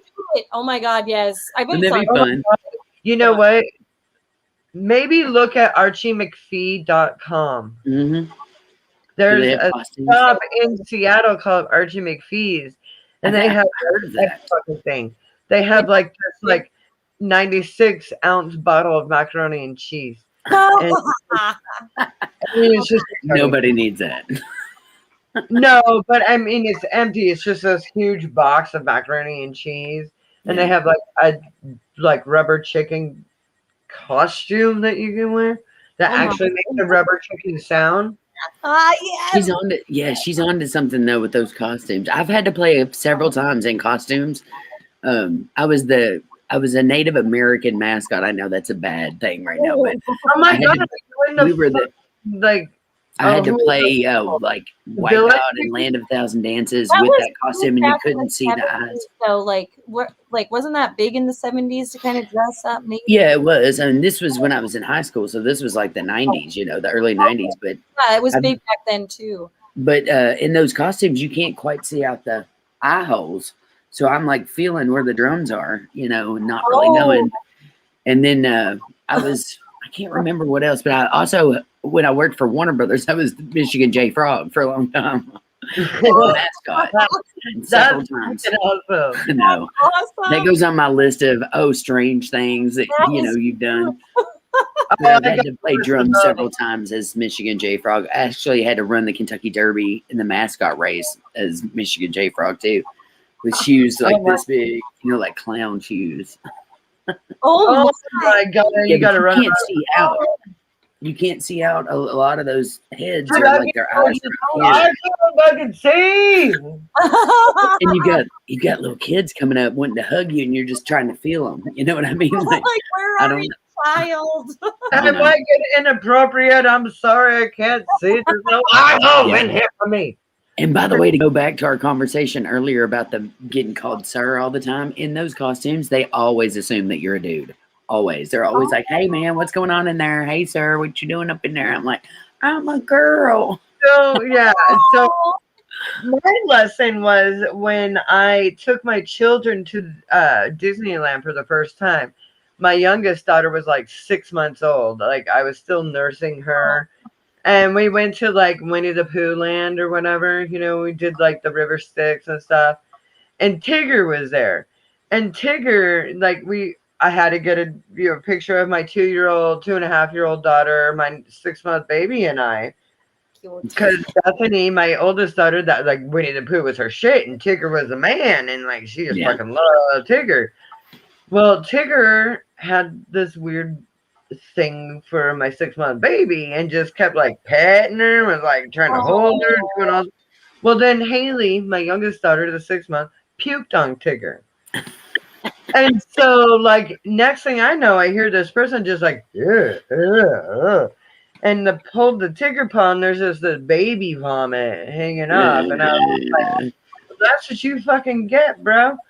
But I think it was a lady, but I'm not exactly sure because that was fucking weird, man. I'm just putting that out there. Like, it was just, the whole experience was weird. I'm like, what is your obsession with, like, yeah, she's a cute baby, but come on, like, we've been here for 20 fucking minutes. These bitches. Yeah, mascot work it's hard work. Like, so I was happy when Haley puked on him because I was like, good, we get the fuck out of here. We gotta go. Like, we missed our chance with Al. Right. Well, so, I'm like, I probably won't ever take a mascot gig again. I've been mascot several times in my life. Oh, and I can't imagine that. I feel like it could be kind of liberating, though. Yeah. But at the same time, I feel like it could be really liberating because, like, that kind of gives you a chance to be anonymously just a fucking weirdo. Yeah, and I'm telling you, though, every costume is different. It's so weird that, like, the Michigan J Frog had these. I had to put my real legs through the leg holes and had the frog legs were my legs with tights. And then the stomach part come way out here. And then it had a head with a top hat that sat on top of it. And then I carried the little cane, you know, and it was the big frog. So literally my eyes to see out were like up here. And you can only see like that. You know, you can't see like down in those costumes. Yeah, a lot of the costumes, that's probably why they were feeling your baby because they couldn't really see the baby. Right, right, exactly. And I was feeling the kids because they're trying to hug you and you can't. You're just feeling things like that. Really on Tigger, it was just like a fucking like fuzzy costume with a fucking head on it. And no, you can't be that weird. Like she's like petting on the head, and diggling. And wanting to hold the baby, I'm like, I don't know about you, man. Like you're freaking out. Like, yeah, but playing drums in those things are a whole nother level. Imagine playing drums and something like that. Yeah. So I've had my friends dress up as apes in a punk band and play, and then the band after them, Sir Coyle and his asthmatic band, dressed up in banana suits. Oh my God, yes. I love a banana suit. And Tracy, I worked with at the soup stop, and she was a drummer. She was like, don't do the banana suit, dude. It's so fucking hot. Like, fuck that. Fucking hot.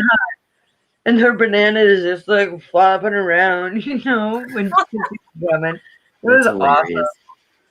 By the way, I was going to tell you, Maxine, I love your skull pillows. I keep seeing your skull pillows. Yes, I have skulls and skeletons throughout my whole house. No, not on that side. This side. You guys can't see it. So my headband. You can't see it. I was going to show you that I had skulls all over my arm, but you can't see it. I do too, but I can't. I don't know if I can get up here. Yeah. I got one. I got one. You guys even might recognize. You got a skull behind you. Yes, Did you see this one? Wait, shoot this one. This one you can see. Oh, there's your skull. You guys recognize this one? Yes. Yeah. You've got crutches.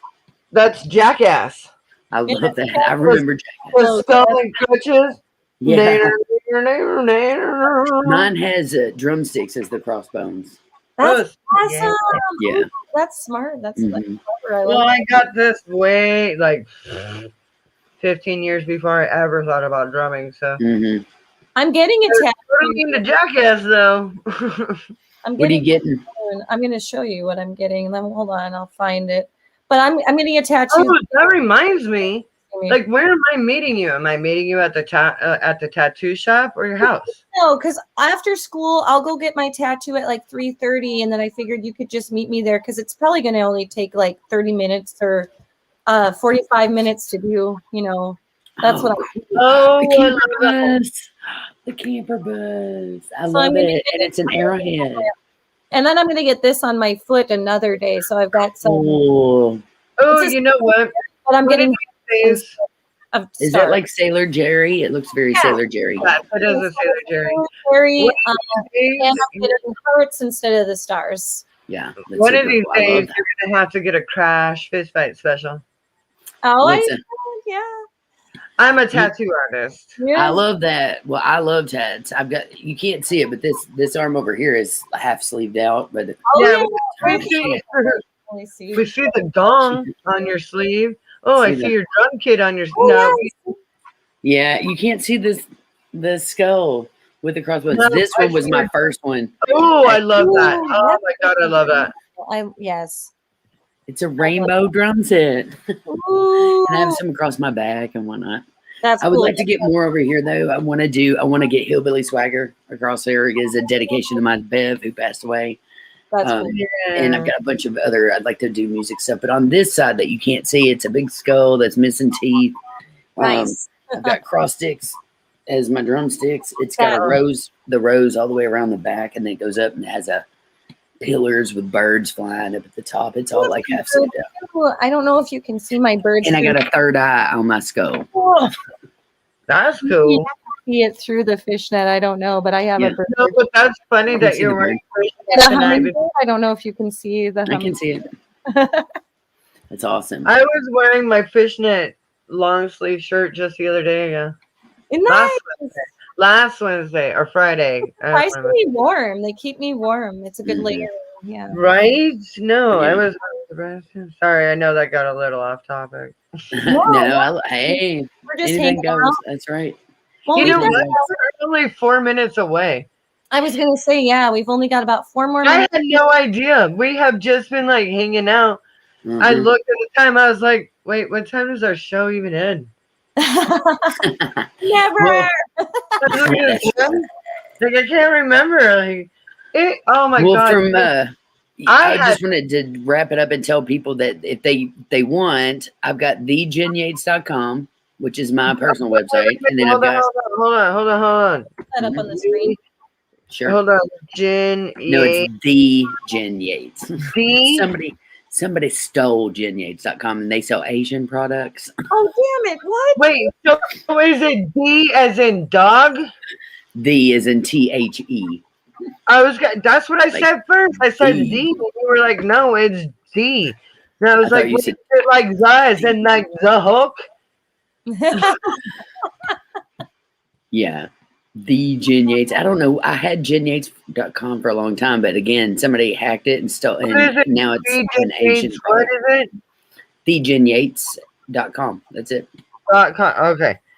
I was like at. I don't know. I'm retarded. No Okay. ads. Yeah. Yates.com. Boom. That's it. You go to that right there, and that'll link you up. I also have generationstudios.com. It all hooks up. I've got a YouTube, obviously.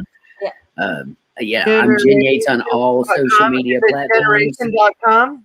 Yeah, and I spell it JYN. I already got that. Duration. Yeah. Yeah. And then, watch for me to drop new music. New music is generationstudios.com. Yeah, generation. Okay. I And was that's where I love that you can put those up though. That's really cool. Yeah, it is really cool. StreamYard's fun, man. We've been having a blast with this. Yeah, y'all have to check into that and see. Now, is this only live or will it actually be archived at all for anybody? It is archived on YouTube. So those of you who missed the show tonight, don't you worry. You just click that little link and it'll set you right up over to our YouTube, and you can archive. You can watch any of ours. I saw that. Yeah, I went and checked them out, and I'll put that on my YouTube as well, just to share it. Oh yes, Thank you. yes. And what I'm going to do is I'm going to go on to our Musicians Hangout YouTube, subscribe to your channel, Yeah, and then get you on our playlist. yeah, do So it. And anybody who checks out Musicians Hangout can also check out your music on I our love playlist. that. Well, let me tell you something real quick because I know we're going to run out of time. But on my YouTube, I have all of my albums archived except for my Kentucky. Well, I do have live Kentucky Beatnik stuff, and I've got my single stuff that I've released. But I have playlists on there for every project I've done, live videos and the tracks. So if you can see me teaching my kids at Generation Studios, you can see me and Bev playing live with Hillbilly Swagger. You can see my Kentucky Beatniks project, my solo Herstory record releases. And then I also have meditational music. I've put together a playlist for music therapy, which is like lots of different ohms that you can zen out to and listen to help heal chakras and stuff. Oh, And then I also made a playlist, documentary stuff all the way through my spinal cord recovery. So that is on there as well. So I got a lot of different stuff on there. That is awesome. I kind of wish I would have done something like that when I had my cancer, but Yeah. I just didn't think of it. Well, and I also wanted to. And thanks for the GoFundMe thing. Yeah. GoFundMe. Definitely check out her GoFundMe and let's help her out through her surgery. We're gonna get this hand back to normal. This hand still gets shocks to it at night. I get shocked. Oh, yeah, it's working it, but that first finger's been a problem. You'll get there, sister. You'll get there, sister. And it's I believe. To watch you through your beautiful drumming. Keep Thank drumming. you. That's like the most important thing. I'm gonna be drumming. I'm like, even if I pass over, I'm gonna be drumming as a spirit back. I'm gonna cracking cymbals in people's spirit, faces. your chakra, your soul, whatever, your chi, whatever you want to call it. It gets it aligned. And it really heals that soul. It's true. It does. Huge believer of that. So Me too. Me too. And this has been a blessing, y'all. It has, because it's helped me heal. You know, I've had a lot of time. I got ahead financially. The people have been helping with the GoFundMe. I got to spend time with my mom, who's been taking care of me. Thanks for my mom, my family taking care of me. You know, I've got to spend more time with them than ever before. You know, all my jobs that I was working, they all understood. You know, everybody was there for me when I got back. And it's just, dude, that is awesome. People have reached out to me from all over the world and sent me care packages, you know, and just people I didn't even know were paying attention. So I feel the love. That gives me hope for humanity, because let me tell you, lately I've been really worried about humanity. Like I just seen the world go to shit. And then while the world is on shit, well, everybody just shits on everybody. And it's just been such a horrible thing just to watch happen.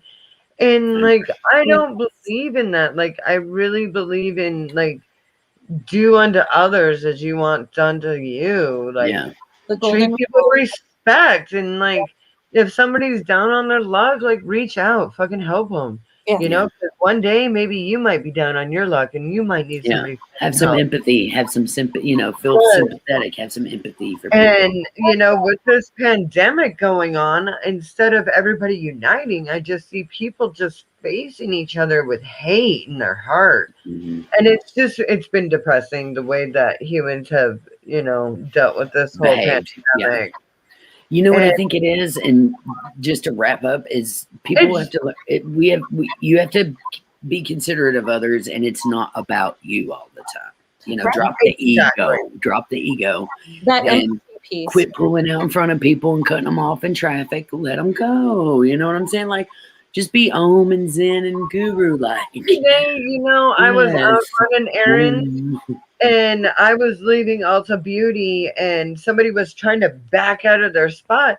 And instead of me just like, no, I stopped and I waited and they started to back up and then they stopped and then they pulled forward and I continued to wait. But at some point I was like, well, apparently they, you know, had other plans. People are, I'm telling you, they're just rude these days. And I get it. I'm a little namaste and fuck you too. You know what I mean? I can be that way.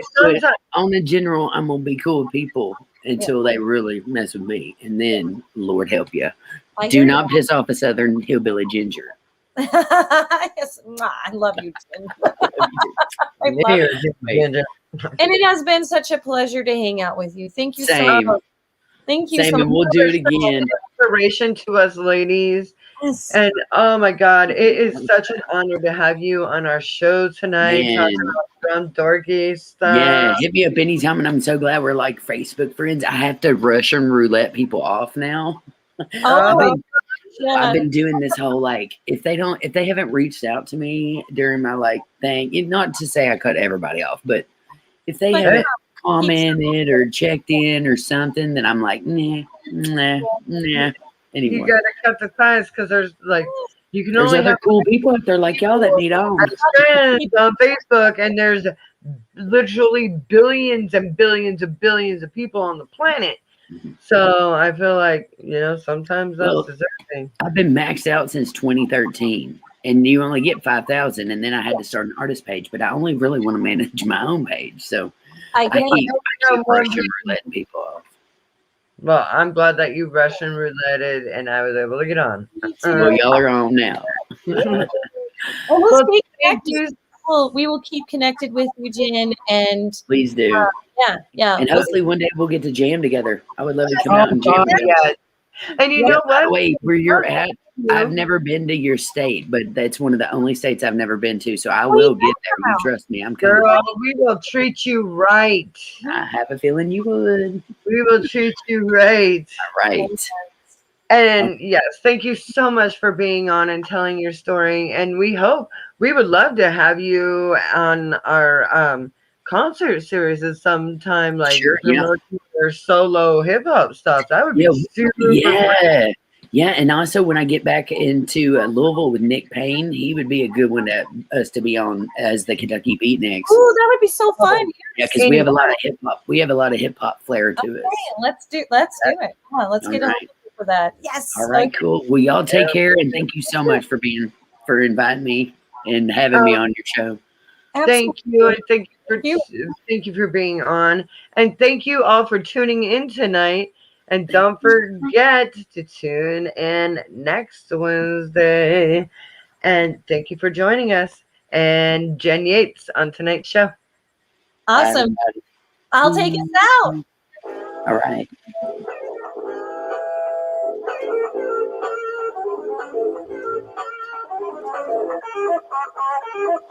Good night, everybody. See you next week. Night.